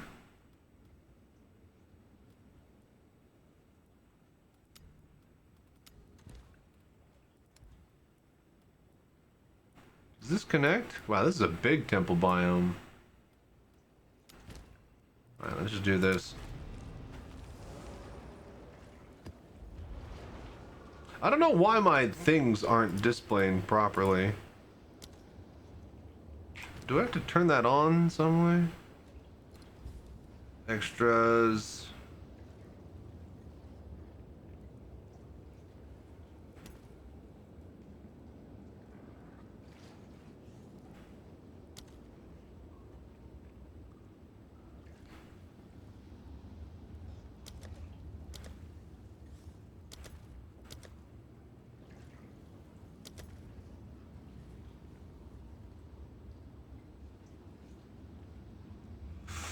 Yeah, I don't know.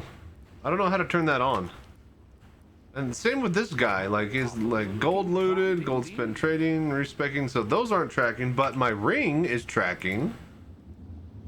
Shows how many divines I've picked up. We got 108 natural divines. That's kind of insane that we've had that many.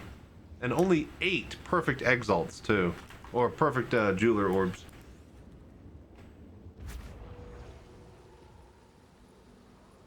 Alright, Calfish. You ready? Let's roll. Time to zoom. So, I have this really awesome offhand. I'll fucking love it. We're a particular type of juiced right now.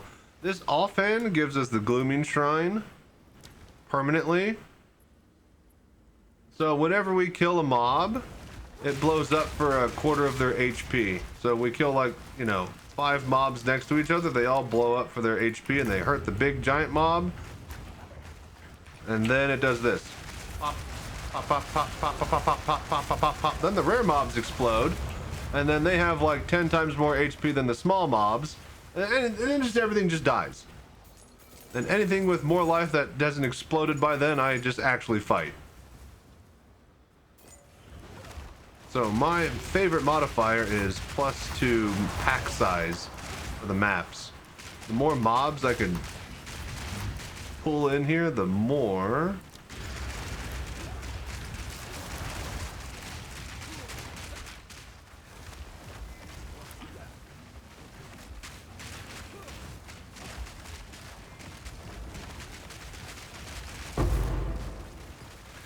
the more happy I'm gonna be.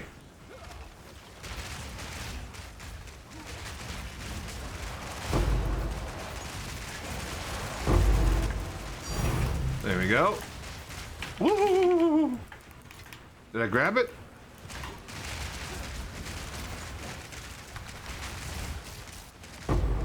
We have 2,300 energy shield and 1,700 HP.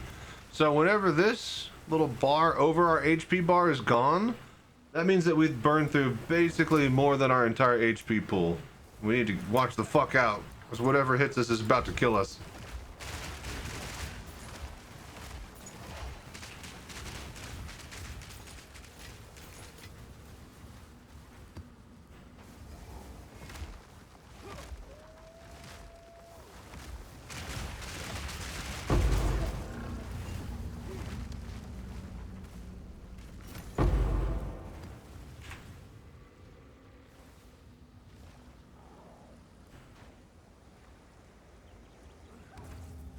Of course. Explosions are one of the good things in life, besides limitations of only if they're in a good mood.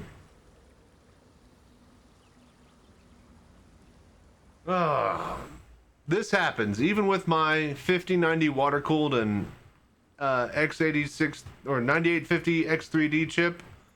Yeah, game render just completely crashes and it has to just reload everything from scratch. They've sent like one of their rigs from their offices to Nvidia to see if they can, oh boy, this has a lot of HP, to see if they could fix it.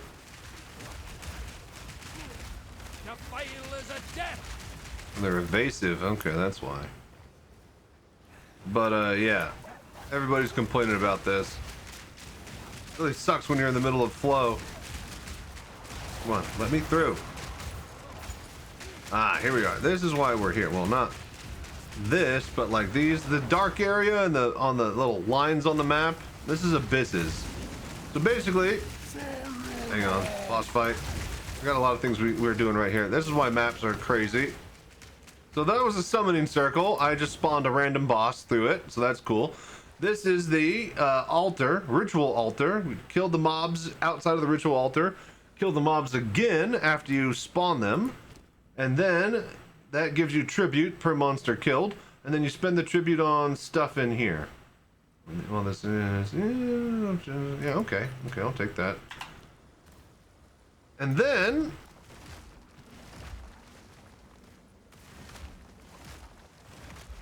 we have the Abyss, which is my favorite thing to do. Let me... give me a sec here.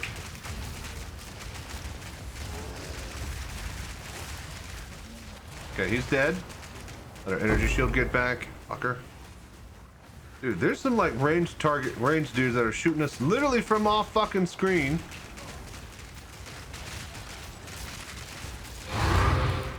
Another map. Alright, so these are abysses that are all over the floor. As you can see, they snake around into a center point and have two little snakes coming out from either edge. The snakes will have a whole bunch of mobs. What has happened is that the abyss has opened up a hole on the upper world, and it has infected all of the mobs on the upper world along that fissure. You kill all the monsters along the fissure, then the hole opens up, and the exact type of monsters that you killed above will come from below. So if you kill, let's say, 10 regular mobs, 4 blue mobs, and 2 rare mobs above, then those same monsters will come from below. The rare monsters that come from below, these ones, they'll have special modifiers. One of the modifiers is called Amunamu's Void. Whenever they drop a black hole on the ground, that is the void. Our job is to pull them out of the void, and then we kill them. If we are both standing outside of the void, they drop a very, very, very, very special currency that is worth a lot of money that I use to buy all of my gear with. So that's basically what we're doing right now. Just running maps, but the map strategy is abyssing. This is all decent stuff right here, but say what we looking for. Need to upgrade RTX to the 6000? Yeah, basically. Have a chance.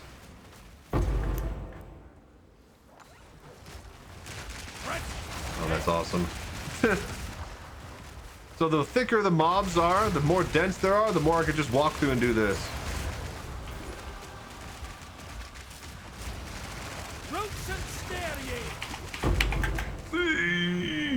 We were slowed there. We might be able to kill guys, but that doesn't mean we can't die ourselves. We only got one fuck up here because we got Doriani helping us with the +1 lives on our maps. See, they're just popping out of that hole, but see, when I'm blowing up the little guys, they're blowing up the medium guys, and then when the medium guys are blown up, they're taking out all the HP on the rare guys. If I get one rare guy kill, that kills pretty much every single person. That's already half the damage. Okay, can you fuck off? So we're chasing the wisp right now. You activate the wisp, follow it. Any mob that it passes through gets empowered. When you kill that mob, it powers up the wisp. It lands into a rare monster, and now that rare monster, oh fuck me. What is up with this pathing? That rare monster now has a spirit infested in them. And they could drop more stuff, basically. More powerful. When you make stuff more powerful, it drops more stuff. That's basically all you need to know. More powerful monsters, more loot. See, look, he got an idol. Ooh.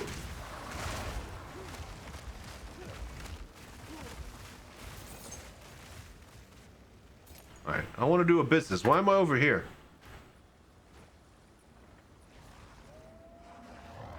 Get deep in that pussy.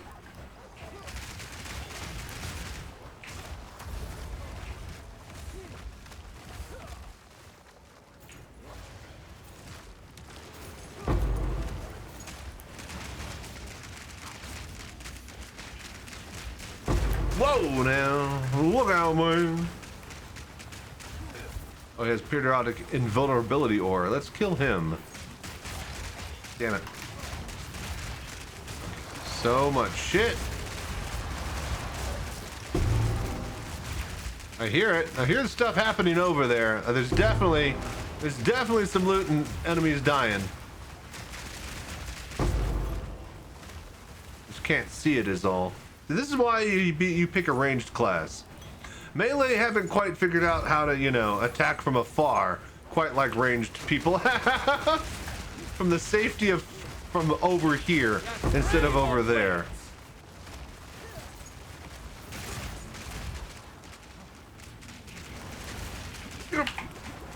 Ah! Gonna make a little escape hole here. Hello. Oh, okay, so this is a problem that I constantly am doing. So when you roll, it goes off of where your mouse is. Nice. Roll there, roll there. Hell, mid, oh shit. Mid roll, you can even be like, hey, I wanna. Yeah, you could like halfway roll one way or the other. Like, boom, boom, boom, boom. The problem is, I'm a ranged character. So with melee, this isn't a big deal. You're fighting something right there, fighting this tree, you roll out and you go to fight the tree, right? If I'm a ranged character though, and I'm fighting the tree, I'm attacking the tree, I roll out, I need to aim back over to the tree. When I aim back, it rolls me back towards my target. So I'll be like fighting, roll back, and I'll roll back in like that. Because I'm trying to aim my mouse forwards to the character that I'm trying to shoot at as I'm rolling away. So basically I need to finish the roll animation and not be a greedy bastard. And that's never gonna happen. I'm never gonna learn that, so we're gonna die a lot to that, so just be ready. Stop chasing me, stop chasing me, stop it.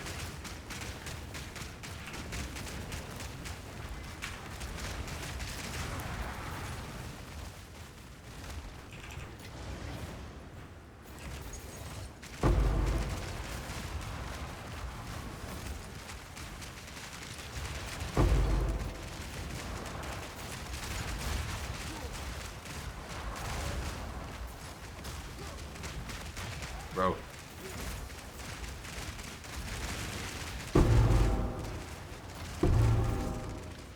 Okay, we're full up again.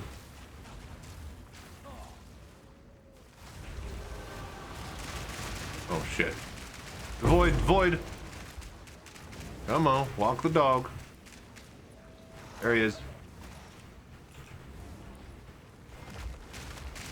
Got it! That's it. That's what we're looking for. All right, let's put this into perspective.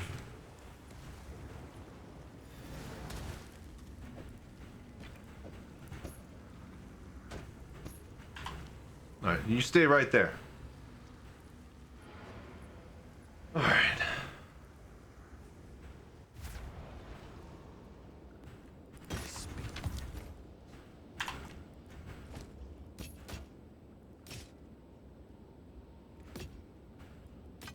Ooh, plus the 3 chaos spells. That's not horrible, but we're past the point of looking at actual gear. We're either crafting or buying now. We got so much money. Mostly because of those Omen of Lights. I don't know why I'm collecting belts and rings still, but I just am. All right.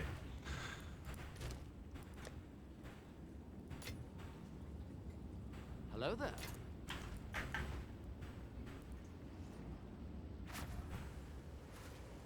All right, so this one thing that we found on the ground. Let me show you the value of this. We've been picking up these little bastards all over the place, right? You see an Exalt orb, you see me go grab it, right? This is the general dollar of the game. I am using these dollars to convert eventually into, hopefully, a divine orb. Sometimes these will drop, not very often. They're very rare. They're very expensive. This is basically the $100 bill in the game. It is now worth $133. The price has gone up on these from, let's see here, Chaos Orb. No, give me Exalt. Yeah. Yeah, so can we not show it in Exalts? Oh, here we go. Okay, so yeah, the price has gone. Yeah, so it looks like it spiked to 160, down to 154, back up to 160. So these were about $100 2 days ago, or 100 Exalts 2 days ago. So that's the comparison between Exalts and Divines, right? Now, each one of these Omens of Lights that drop, these are worth 5.5 Divines. So basically, if each one of these is $1 and each one of these is $130, then each one of these is worth 5.5 of these $130 tokens. That's why we are doing this farm. No matter every single thing in this entire map on the ground, this is the stuff that's cycled through my loot filter. This is everything that's actually on the ground. None of this matters compared to that one single tink. That one drop fuels my entire economy on the overworld. Which is why we do the void farm. Alright, let's get back to Abyssin. Won't take that, thank you. Hey look, the Gloom Shrine. I need to remind me when I get back to turn off my Gloom Shrine. I have a Gloom Shrine in my offhand. I don't need to actually force it through events anymore.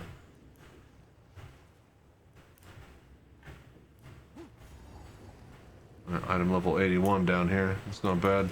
Higher the level, higher difficulty monsters, the more loot that drops.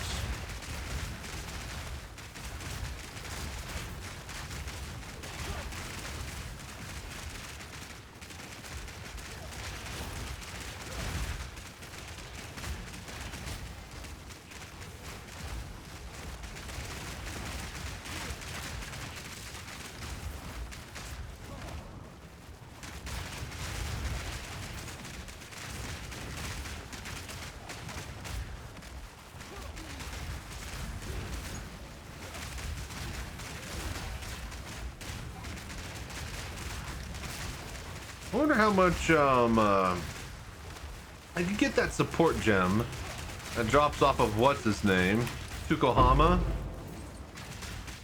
That'll give me like 1 extra fissure on my vines, my plants.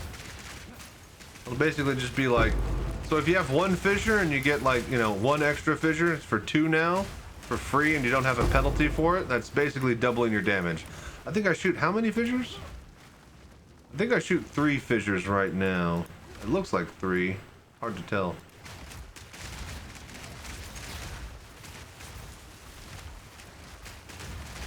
The great thing about this build is that you just walk it. Walk, vine, walk, vine, walk, vine. Anything that doesn't die to that is going to have a lot more HP than the regular tiny mobs. So they'll follow you as you just keep walking forward. The vines spread outward from you. So look at where I am, right? Yes, in front of me, yes, the vines spread out and will hit less and less targets. But behind me is a constant trail of 3 vines thick, 3 vines thick, 3 vines thick. So if you're following right directly behind me, you're pretty much taking like 90% of the vine damage. All right, let's finish it up.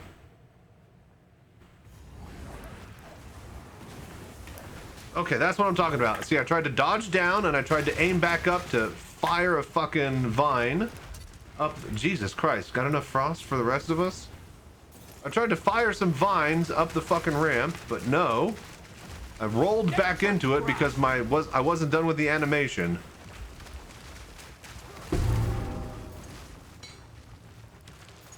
Come on, big money. Yay! All right. Collarbone. Take that. I'll take that. The collarbone is used in putting a desecrated mod on one of your amulets. See this green mod? Rarity of items? That I desecrated it. I had one of these, which costs, how much are these? Yeah, almost 1 divine. $97 for one of these. Each item can basically have 6 modifiers, right? 3 prefixes, 3 suffixes. So, we popped this bad boy, right-clicked it, and used it on our ring. We went down to the Well of Souls and we identified it, and then basically had a random chance to become one of 3 different modifiers. We picked the rarity, which is really damn awesome, and now we got a bit of rarity from a desecrated mod. That's why those are so expensive. You could pick a really, really powerful mod that goes on many, many different pieces of gear through this desecration system. The Omen of Light that we got, that erases that modifier when you use an Orb of Annulment. An Orb of Annulment removes 1 random modifier off of any piece of gear. If you right click on this and use an Orb of Annulment, it will remove the desecrated mod only, which means that you could basically pop another fucking collarbone on it and then re-roll and then have multiple attempts at actually getting the perfect mod that you want from this entire crafting system. Welcome to item crafting in Path of Exile. Oh god, that's when shit gets insane. Hello there. Like, did someone named Biggest Dickus just join in part? I fucking love that. What if Biggest Dickus he is?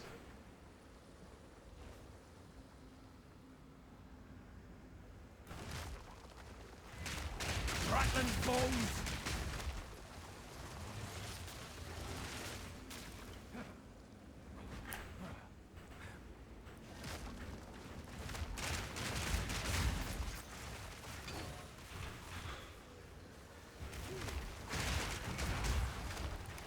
Alright, where's the Viper? She should be around here. We're done with Abyss? Check. Alright, there's the boss. Nature's grasp. And there's the game freeze.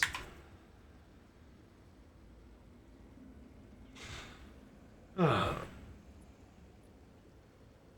yeah, Kaflish, when this game comes free to play in December when they launch it, highly recommend checking it out. You probably won't beat the campaign, you definitely won't get to maps, and you probably won't be killing pinnacle bosses in maps, but you get through the first couple acts, I think you'll understand why everybody really likes this game. And just knowing that you could just take you could roll like this ring. Let's see here, the rarity 8 to 11, the dexterity 31 to 33, the elemental resistances 12 to 14, the strength, all of this I can use. I will show you. I will literally show you. Oh, that's corrupted. Oh, I don't want to. Actually, I can't. Okay. Hang on. Think. Oh God, what the fuck? Oh, it unlagged. Okay. All right. So let me. Hang on. Oh, right. Here we go. This is exactly what I wanted. Hello there.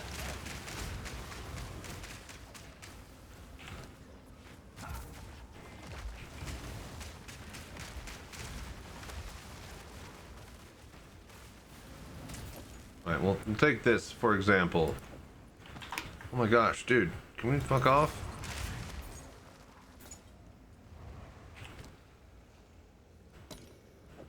Alright. Identify.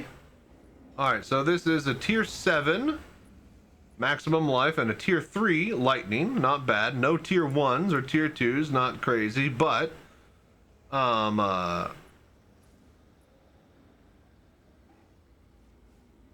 So, you see these numbers, right? So yeah, okay, so 30 to 39, 31 to 35. Okay, so what if I want that 30 to be a 39 instead? On any piece of gear that is not corrupted. Corrupted means you can't change anything, but that's a whole other process. On any piece of gear at any time, you can use one of these $100 bills. The $100 bill, when you use it, it re-rolls the numbers on the mods. So if we want that 30 to basically be a 39 because we need like 9 more points of resistance, well, we can basically try 31. Okay, that did not, and that dropped the maximum life down to 31. So that made it worse. So that cost $100 to make this item worse. But each item you could basically spend your $100 to re-roll the mods on it and get it to perfect. We call it divining because it's divine orb. When you get a perfect divine, or like, you know, 95% divine, like these two mods are like 100%, this mod's at like 95, this one's at 89%, you know, like, oh yeah, now you're fucking crafting. All right, what is this, lightning? Yeah, lightning shrine. All right, let's kill the boss. The crafting in this game is insane. Halt! Your rampage ends here!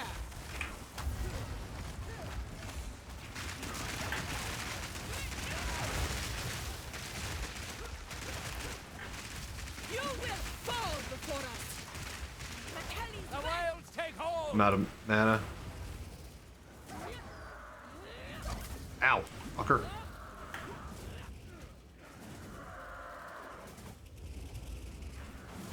Woo!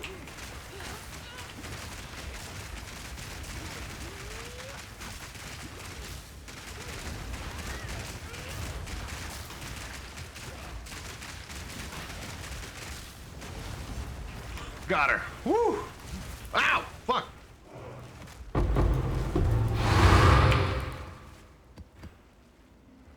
That one gets a little tense.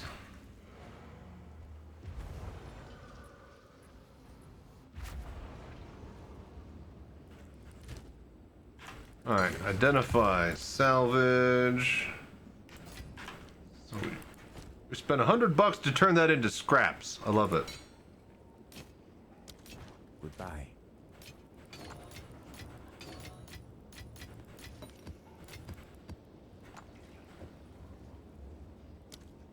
Alright, so I'll show you a quick breakdown on crafting. The very, very basics.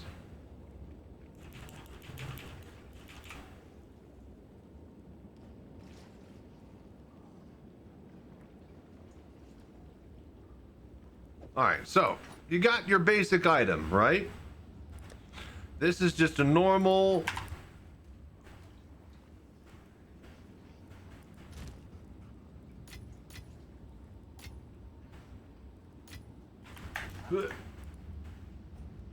So this is why this game is so crazy, is that yes, all this stuff that you pick up on the ground has the potential to have some really, really awesome stuff, right? Okay, max life tier 4, max mana tier 5, tier 1 cold resist, 43 cold resist, 28 to strength, tier 3, not bad. These could be anywhere from tier 1, the highest, to tier 12 or 14, depending on the modifier, the lowest. So like plus 1 or 2. Any mod.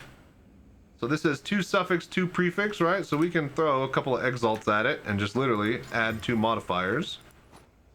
So that added fire resistance, tier 4, not bad. Okay, 1 more mod. And we get armor with that. All right, cool. So this is a solid belt. Found this off the ground. We literally just picked it up, made it ourselves. But we could do better. So there's very, very deterministic crafting that you can kind of meld and shape. Any belt or any item can basically use these orbs. This upgrades a normal item to a magic item.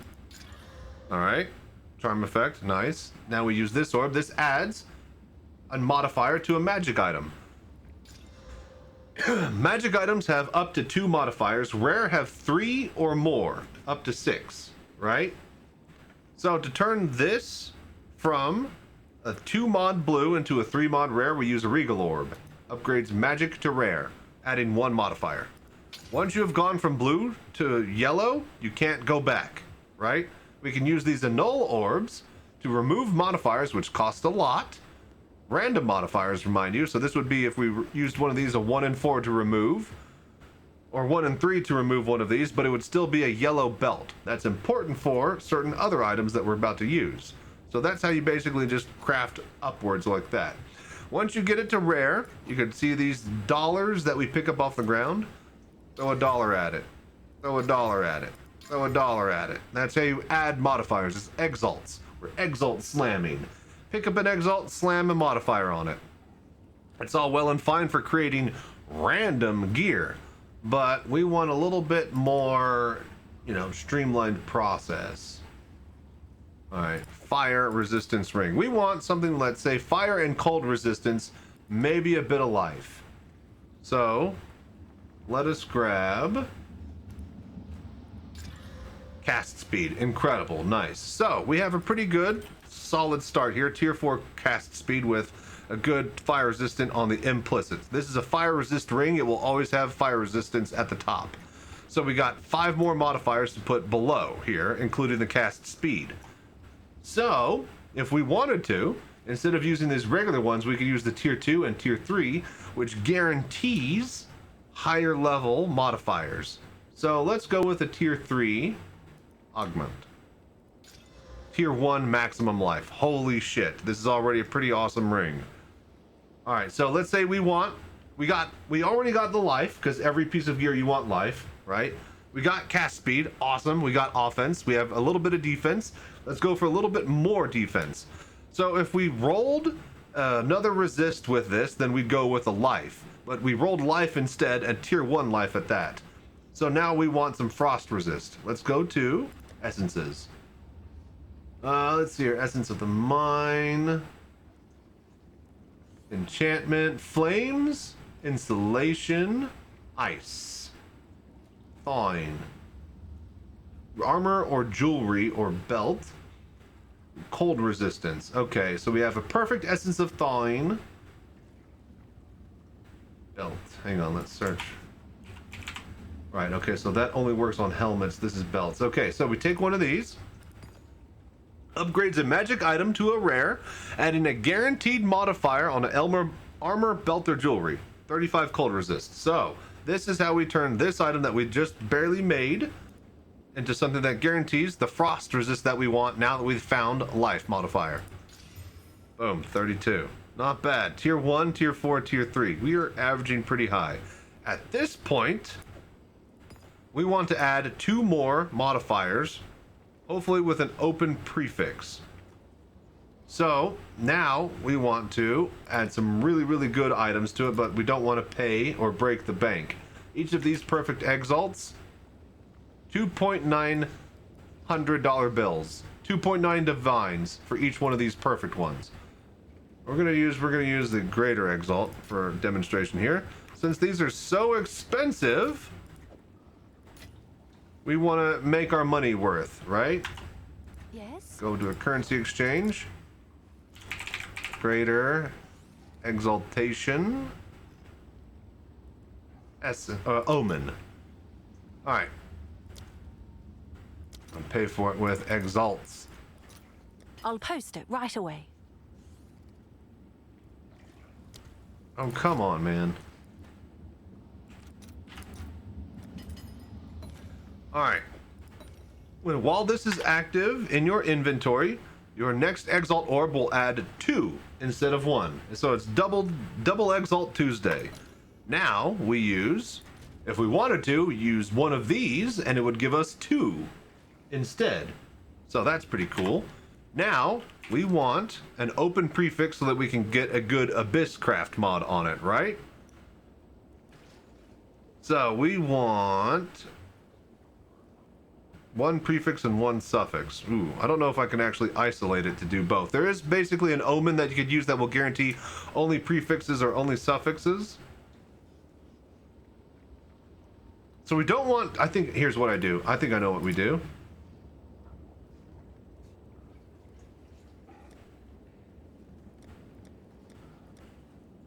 Where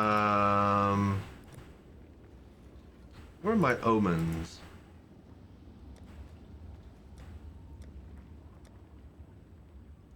Ritual, here we go. Sinistral will add only, we only want suffix. We'll only add suffix modifiers. Perfect. These are nice and cheap. So let's see here. 3 for 2. Let's see if there are Perfect. any takers. Alright, so we want to only add suffixes. And then when we finish adding suffixes, it will roll over into the prefix. So this way it will add one suffix, one prefix if we use this. Alright, so ready, steady, go. Hello there.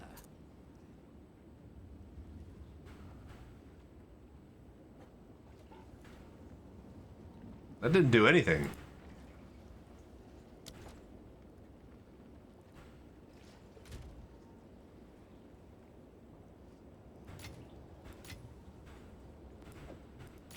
Right click. Okay, here. Maybe, oh, maybe because I had a window open. All right, let's see what happens here. Item has no space for more mods. Oh, so it's trying to guarantee. Yeah, okay. So so you can't do this. It won't overflow like I thought. All right, well, we'll just pray. All right, so we're going to get 2 extra mods with this. Hell yeah, open prefix. Perfect. All right, we got all attributes and cold damage. 30% cold damage. Nice. Now, last thing we do. Get that Abyss Craft.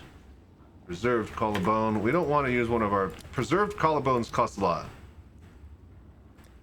Currency. Nod. Exalt. All right, your order is registered. Alright, boom. Oh, the item level is too high, right? This is for low level stuff. Well, you get the point. Then we would slap a collarbone on it and we'd go down to the well. Speaking of going down to the well, I will show you how that works and then we'll go back to maps. So that's just a quick overview of just simple crafting. Things get insane from there. It's not a horrible ring. Cold damage, cast speed, a bit of life. So yeah, that's literally, that's almost 2 divine. Yeah, okay, this is not a bad...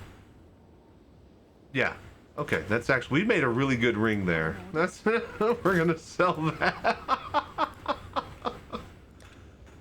We'll sell that for a divine.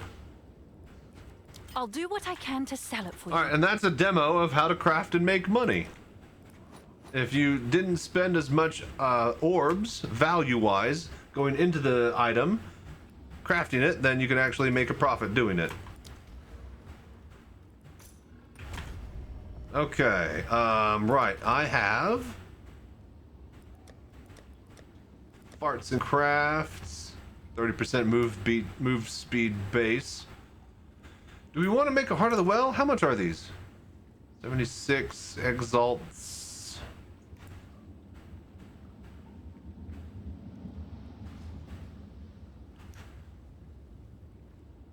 Alright, let's check out what this is here.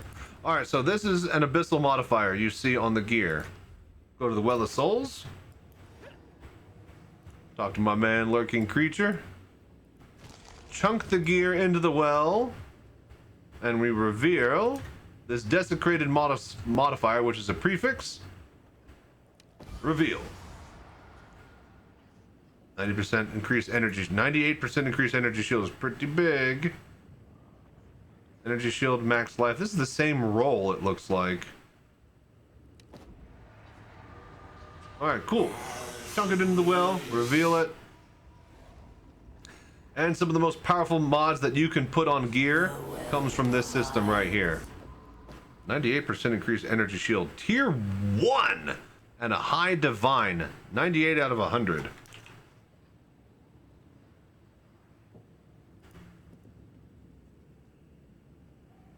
So yeah, this is a solid item, man.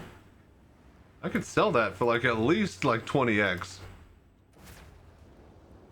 I can get 20 bucks for this. Can I help? Started at 25. I'm sure someone will want that. Me too. Alright, so that's basically an overview of crafting and how crazy items can get in this game. Ad break is hitting. I'm going to go to the bathroom, and then we're going to run some more maps. Tier 16s.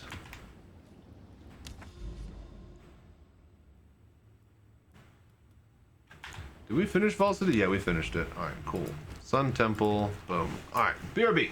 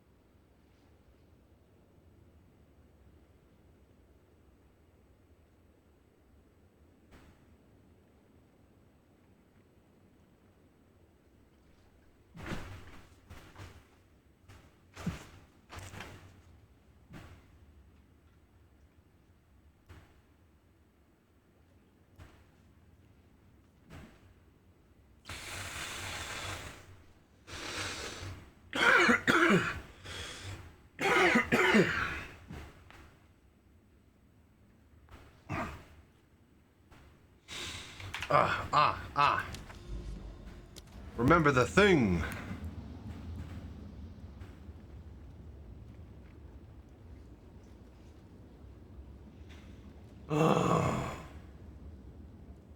Certain type. Rogue Exiles. Pack size, yeah. Where is...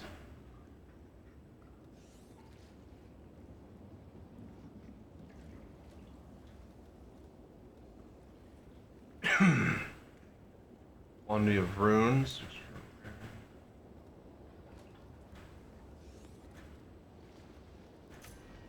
I think we go for tablets here.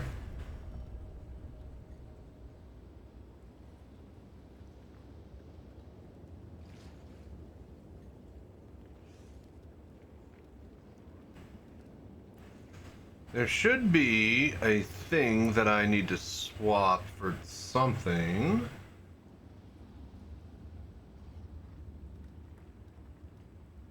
Ah, okay, here we go. Seeking shrines. What is a seeking shrine? Rarity. Okay, yeah. Seeking shrines is in a gloom shrines, right? Experience? Yeah, yeah. So we already have gloom shrine in our offhand. Permanently. So we don't need gloom shrines anymore through that. There's probably a whole bunch of other things I need to change on the tree, but fuck it. Let's get more points after we finish running our 4-tablet city maps. Tier 16 4-tablet Abyss city map runs.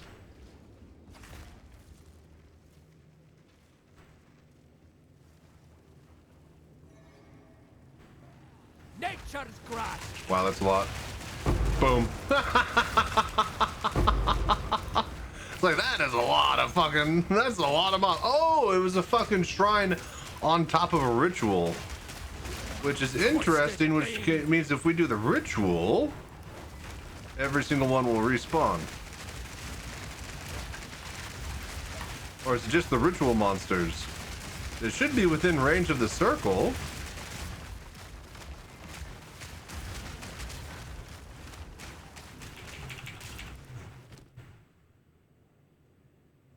One of gambling.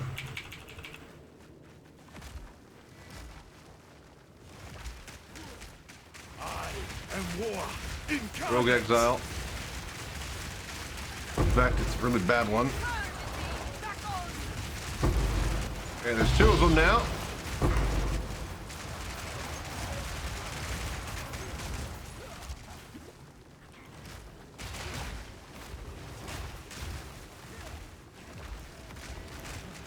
My mace thirsts for blood.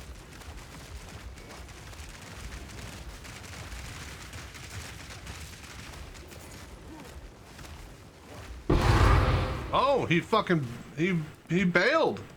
He didn't want none, son. He's like, nah, fuck it. I'll come back with better gear. Heavy belt, nice.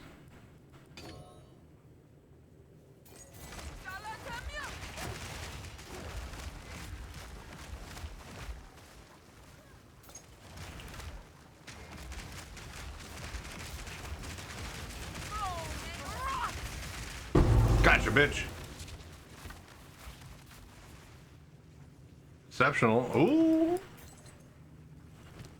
They're corrupted? Of course they're corrupted. Why wouldn't they be? Of course they don't have full mods. However... Yo, that ain't bad. Tier 1, Tier 1, Tier 3, Tier 6 on Lightning. But... Like, yo. Like, yeah, it's best like, yo, actually. Like, yo. 2 sockets, 35 movement speed, Tier 1 life, Tier 1 energy shield. No, Tier 3 life, Tier 1 energy shield.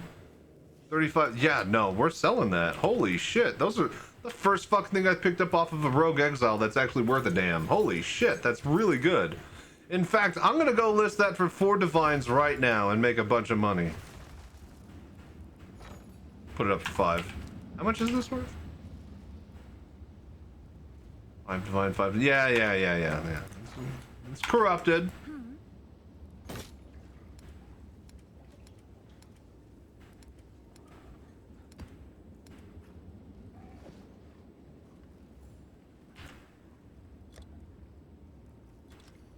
I'll do what I can to sell it for you. The crazy part is that there's like 6 of those exact same items with those near stats. Also corrupted with 2 sockets. Exceptional quality on the auction hall.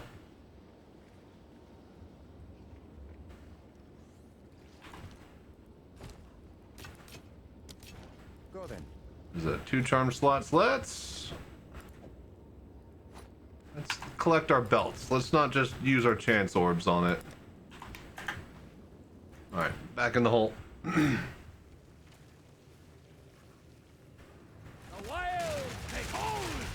chuffed if that sells.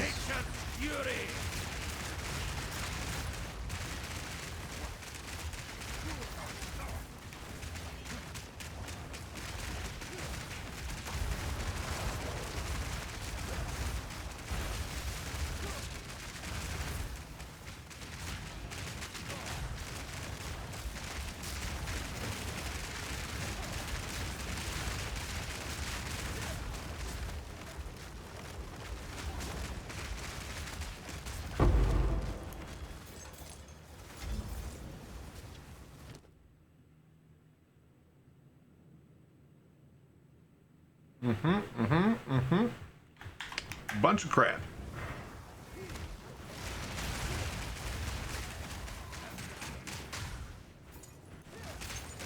I was about to say, we need to find the Vol thing and close it. Alright, good. Done. Okay. Now we find the Abyss, then we kill the boss.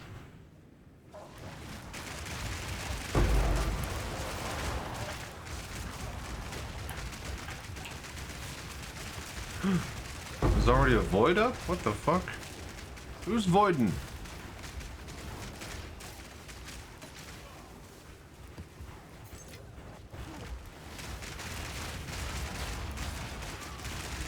Coming through.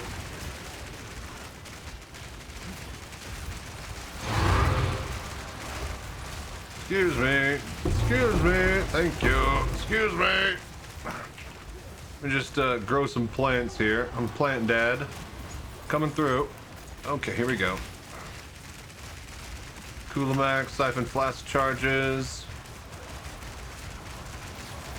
Okay, they're dead.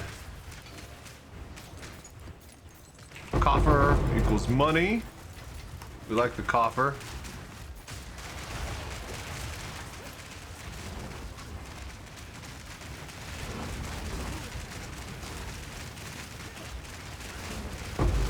Ah, vulnerability ore. What a bitch.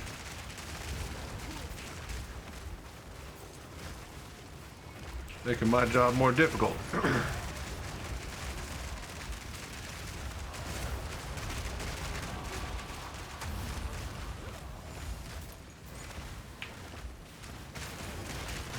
Got a void over here. Take care of this guy. Soul Flame Geyser. Brakes armor. Corpse explosions. How about you slow down a bit there, buddy? And speaking of slowing down.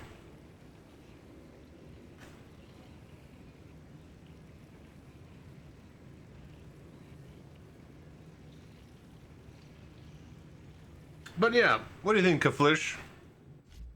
How are you enjoying the flashing lights and the pretty colors that is Path of Exile 2's endgame?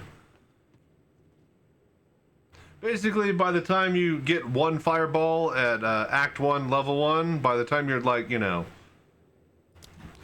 endgame into maps level 100, you basically are firing like 100 fireballs. Take hold! Oop, here we go. Twisted thing! A lot of flashlights and pretty colors. There you go. Hello there. Glad you're happy. It's a good looking game too. It's a gorgeous game.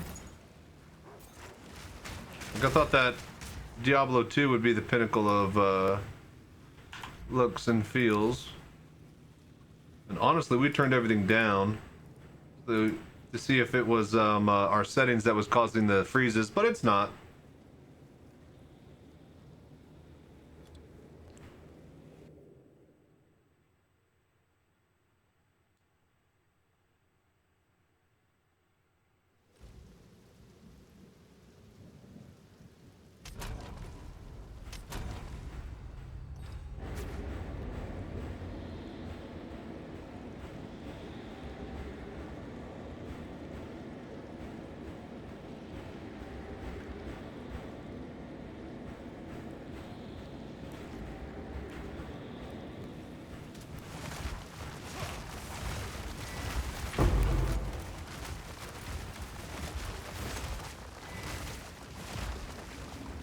Yeah, it definitely looks a lot more crisp for me. I don't know if you guys are going to see this in 1080p.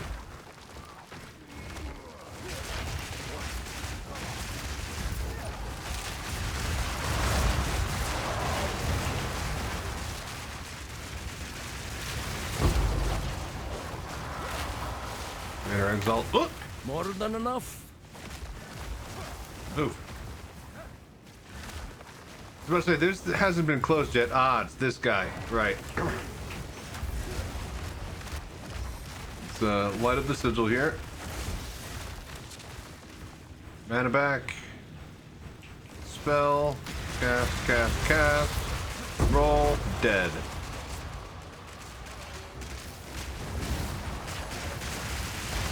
Oh, right. And then that opens up the fucking thing. The wilds take Shadewalker, bubonic plague. See what I'm fucking talking about? Roll out, you bitch. And then aim and shoot backwards. God. It's insane that it just does that. I hear that the controllers, the people who are on mouse and controller, no. Mouse and keyboard don't have... Controllers don't have this issue. If you're on mouse and keyboard, you seem to be the only one that does. If you're on controller, you roll and use your thumbstick to be pointing that way, and you use your other thumbstick to aim. Is that all the abyss on this floor? Yeah, that seems to be. There's more abyss, though.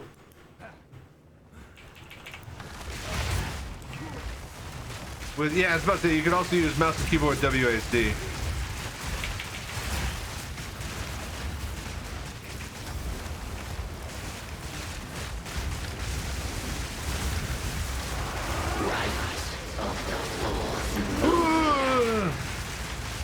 Okay, I'll go this way. Yes, my beloved. Yep. We spawned a boss. And rot!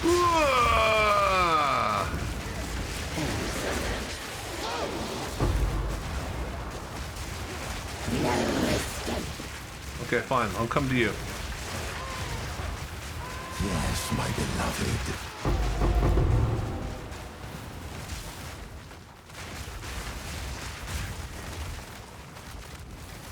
Greater exalt. That's not bad. Normally the bosses don't even drop like a single exalt, so.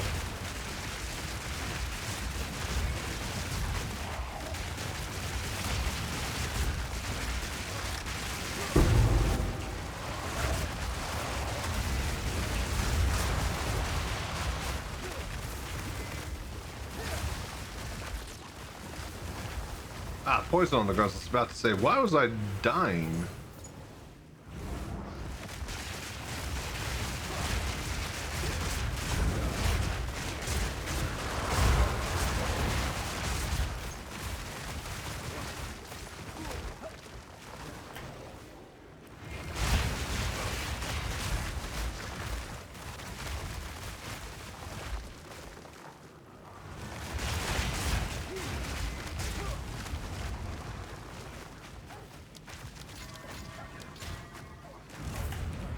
So we just open up that strong box, which will spawn enemies and give us loot after. And we used our orbs to add more modifiers to it, because not only does it work with gear, but it works with things. Just anything. Oh, those are all superior, eh? Don't care. They're all crap.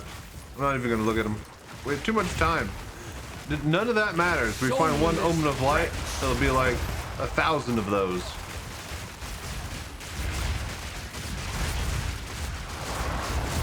Oh shit. Hang on now. 7 runes? 1, 2, 3, 4, 5, 6 runes. That might be divine orbs. Hang on.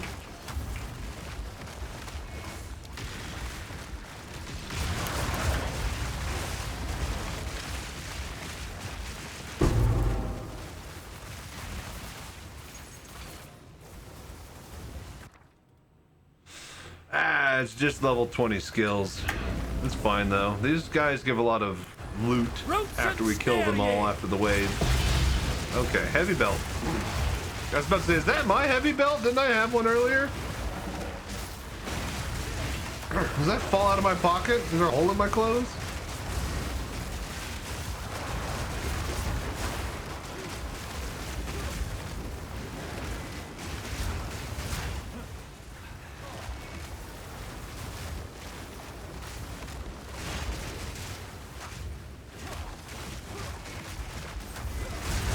There we go. I was about to say the next wave should spawn.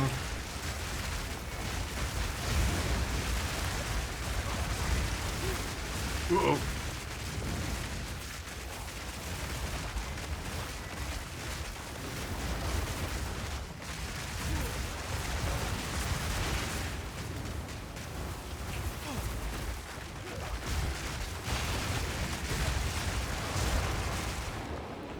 And we freeze again. Toad's been playing these games too long, trying to rewire his brains to WSD might make his brain explode. It's not that long. I started with Path of Exile 2 only maybe 5 or 6 years ago. I mean, my friends and stuff in high school, they all been playing Diablo 2 since junior high.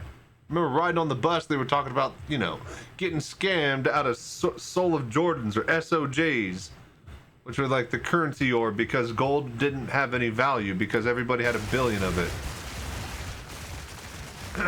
Which became the entire crux of PoE's trading economy. We'll make these orbs that do stuff for crafting gear that rarely drop, and that'll be more valuable than the actual thousands and millions and jillions and billions of gold out there. Watching other streams and they're having serious freezing issues this week. Yep, I know. It's not just me. I have literally like some of the best stats that you could get for a computer. It ain't me. Trust me. We could run 2 4K VR headsets. Or we could run a 2 4K display headset with Star Citizen in full resolution with that rig. It ain't me. Woo.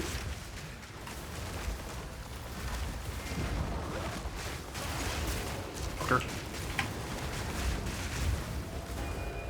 Oh, that's it. Stop following me. There you go.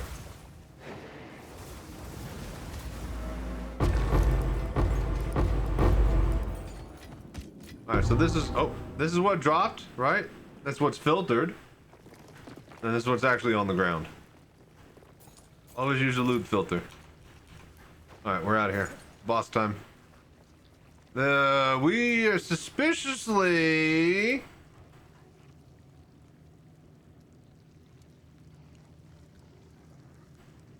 The only other spot it could be is right there. There's no way.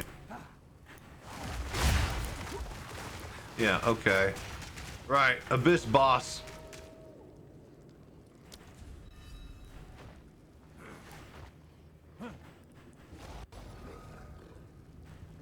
Wait, how do we... There we go. Yep, Abyss boss.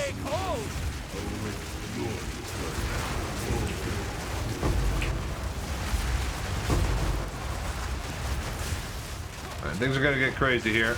Just bear with me while we kind of dance a little bit.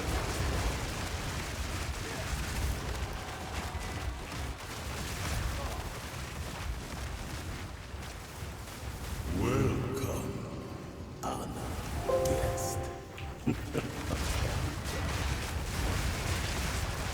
Twisted thing!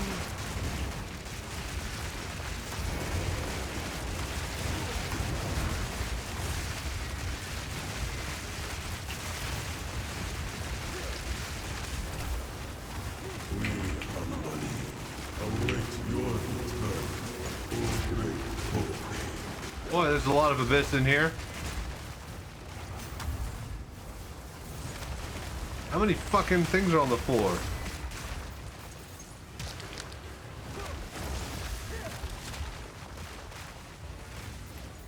The fucking level is all cracked out because of the Abyss. I can see through the thing.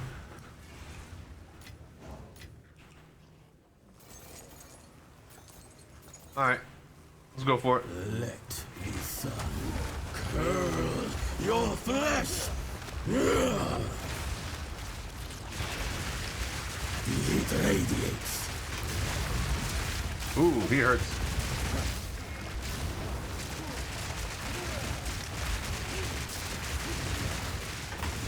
Touch of cold. The bark was impressed. Routes and scare ye! Ow. Oh, it freezes? Euphoria.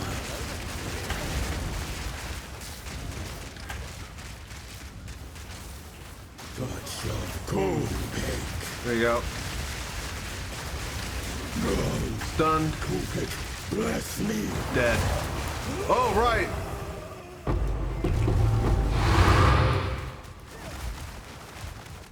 Okay, cool. Yeah. Oh, so since he isn't actually part of the map before we start the fight, he doesn't actually respawn the abysses because he's not a mob for the abyss. Cover though. Alright, cool, cool. This is funny. Just see through. It's funny that there's textures on the inside, the brick right there. The player would, they can make the underside of this completely invisible because the player would never see from that angle. So, funny that they didn't.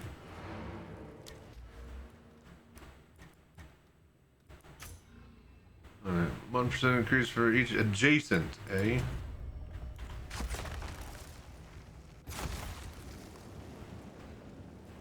Go on.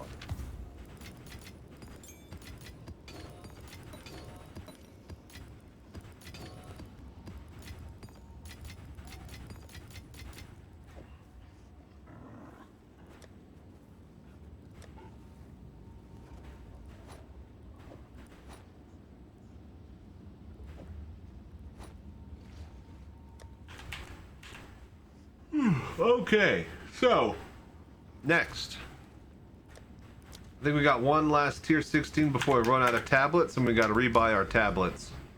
And I think we're about to be running out of City Zone soon. Hello, map? Come on. We have like 1, 2, 3, 4. There's about like, yeah, we got some maps still. This is all Val City? Yeah, okay.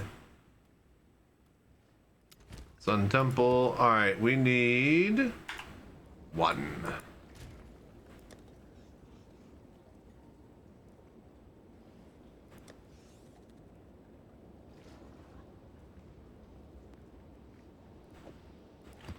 Alright, remind me to do the breach.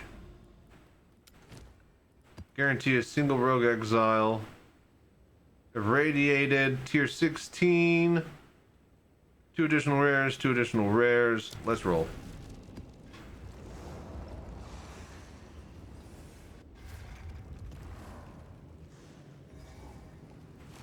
Rogues and stare ye!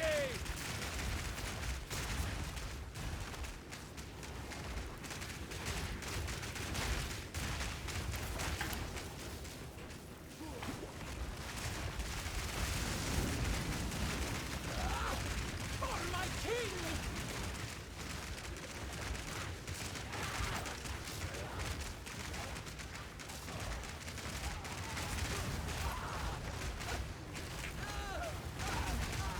Blood-mad fiends!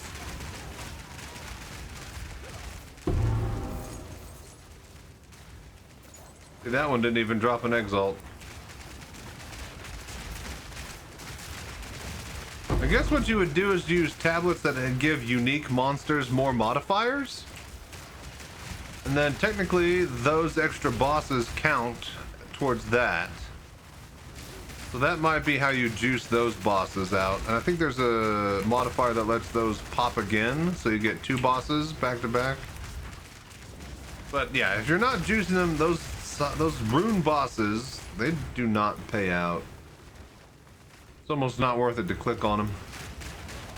Time is money, friend.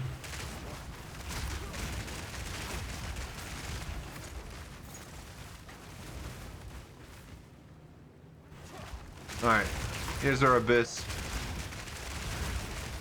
Just walk through this.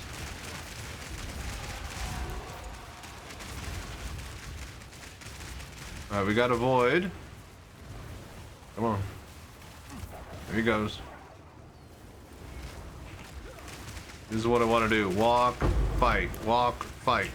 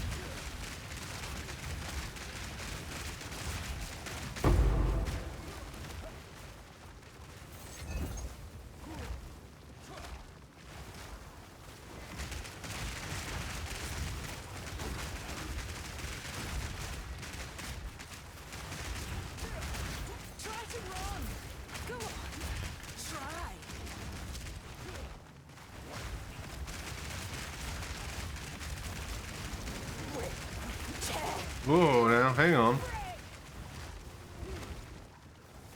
Taking a little bit too much damage. Get our energy shield back. And let's go. Round 2, bitch. Fuck, nerd. Nerd. Alright, here's our breach. Let's see if we get a let's see if Zesty Boy can spawn. Good old zesty garlic bread. And not before we freeze. Oh shit, exceptional warmonger bow. I need to look at that. I didn't even see that. Good thing that the screen is paused, allowing me to look at it.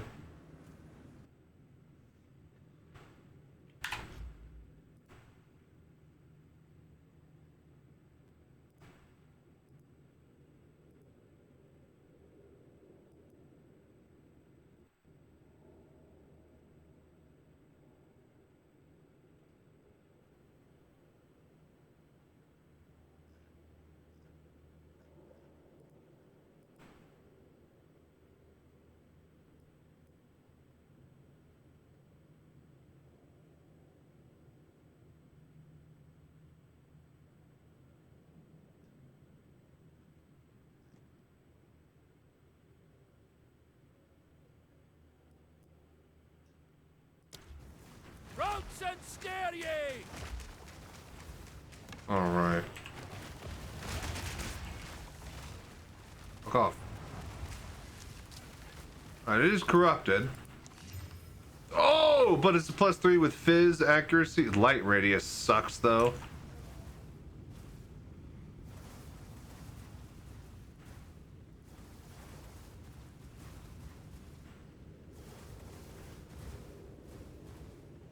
Listen, we can get at least one divine.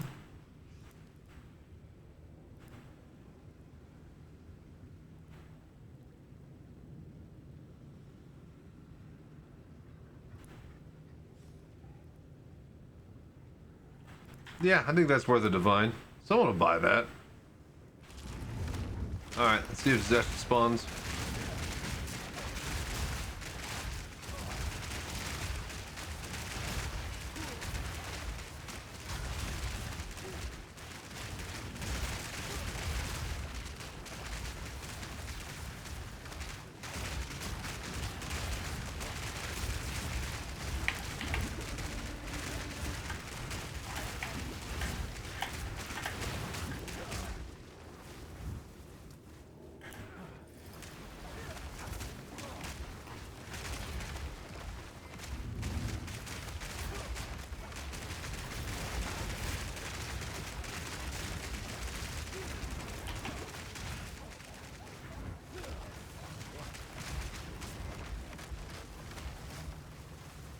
Alright, get our get our energy shield back.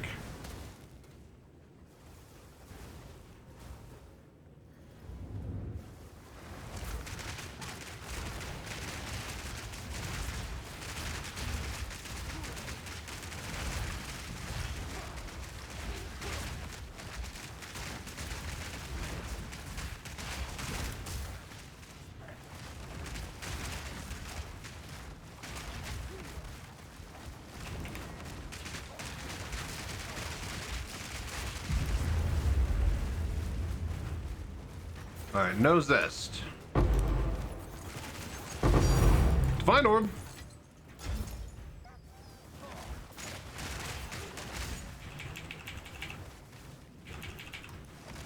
We'll take that.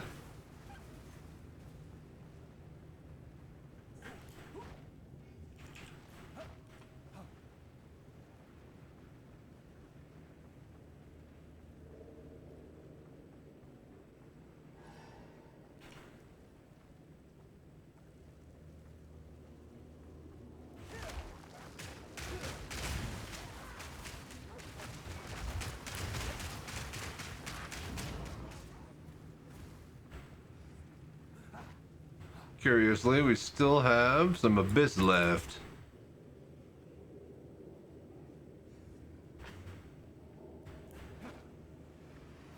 Nature's fury. We found it.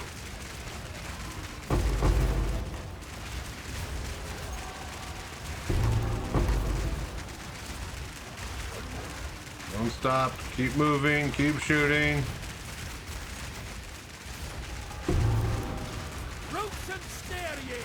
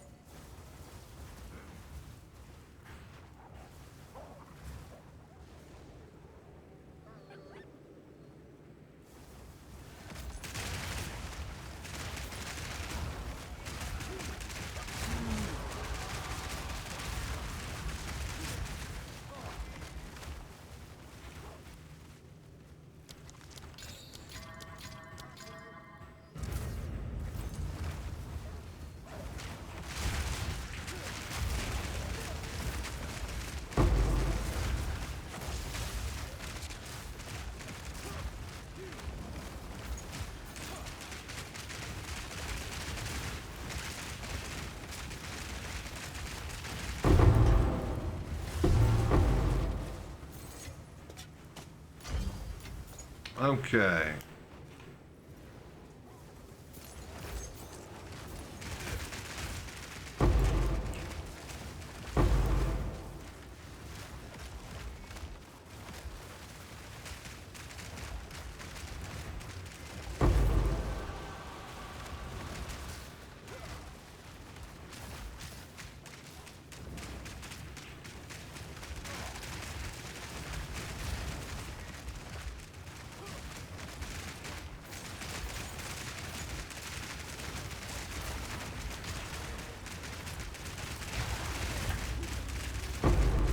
Monstrous wretch!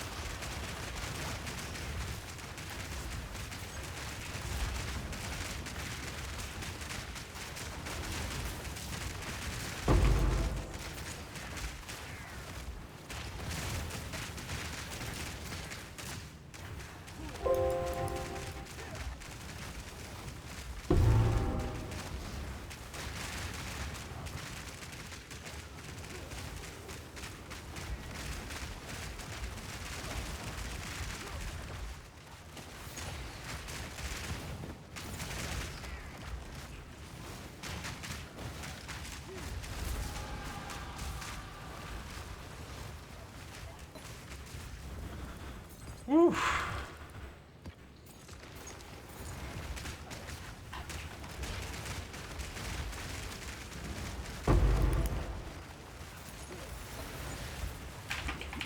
Oh shit.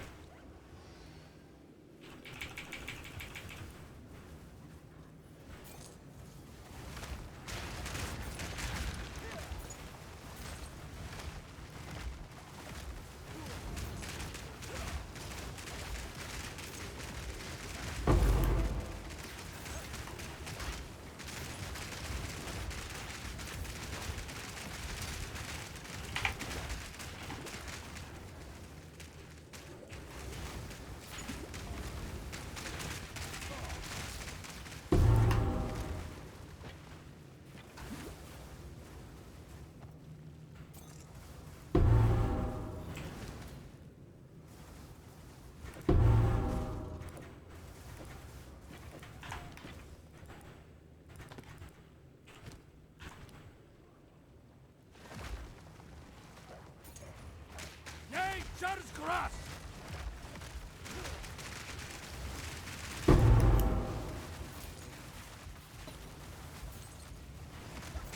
Monstrous wretch!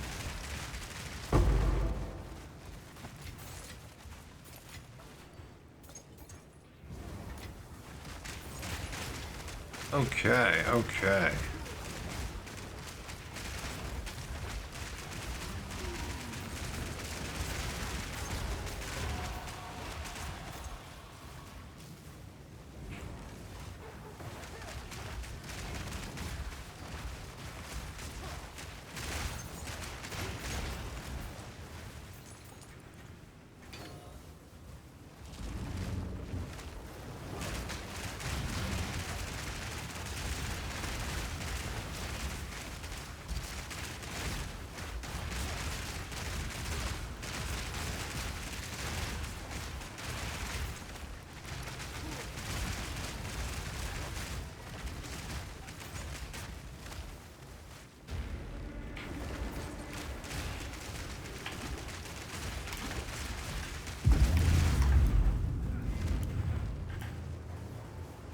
All right, bridge done. 2x. That's interesting. I haven't seen it stack before.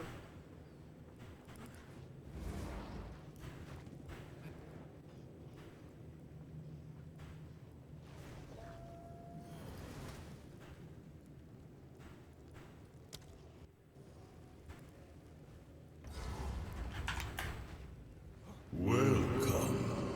Unlet the sun. Curl your flesh. Roast and scare ye!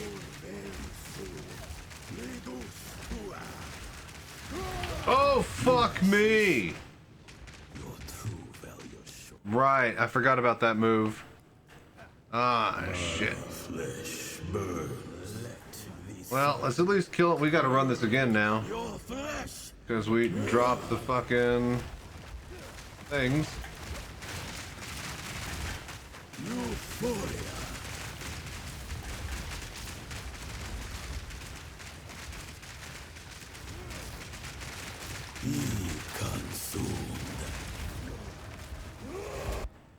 Hello there.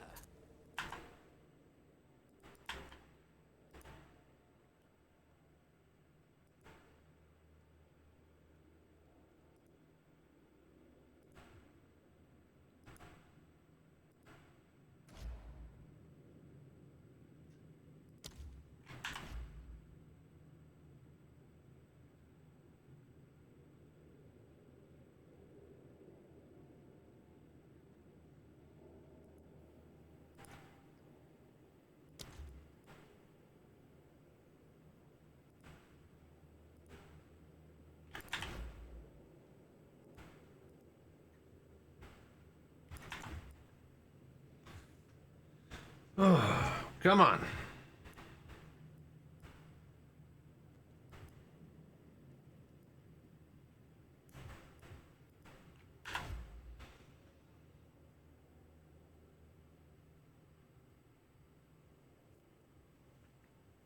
All right. Hello there. 3-hour stream. It's 12:40, almost 1 a.m. I gotta get to bed.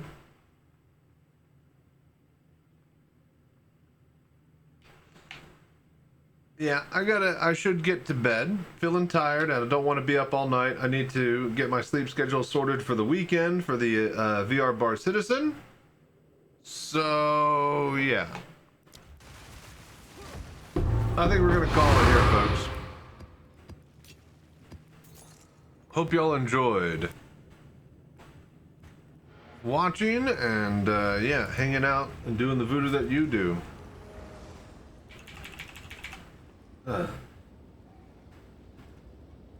Till next time, y'all have fun. Stay safe and fly right out there. I'm just gonna get up out of here. We'll swap to the intro, to the outro, and I'll see you next time. Thanks for the stream. Looking forward to hearing about the VR Bar Citizen. Yep. I'll have some highlights, and I should have a. If I can do things good enough, hopefully I'll get like a GoPro footage, or separate time-lapse footage from afar, looking over the whole thing. We'll see what we can do. Anyways, check y'all later. Till next time, stay safe, fly right. I'm Chachi Sanchez. Y'all have a good night.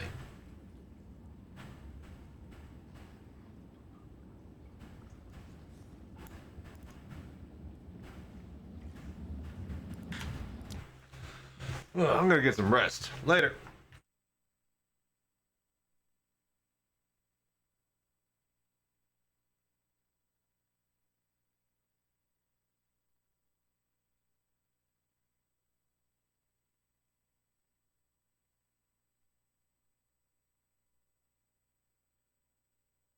Hello there.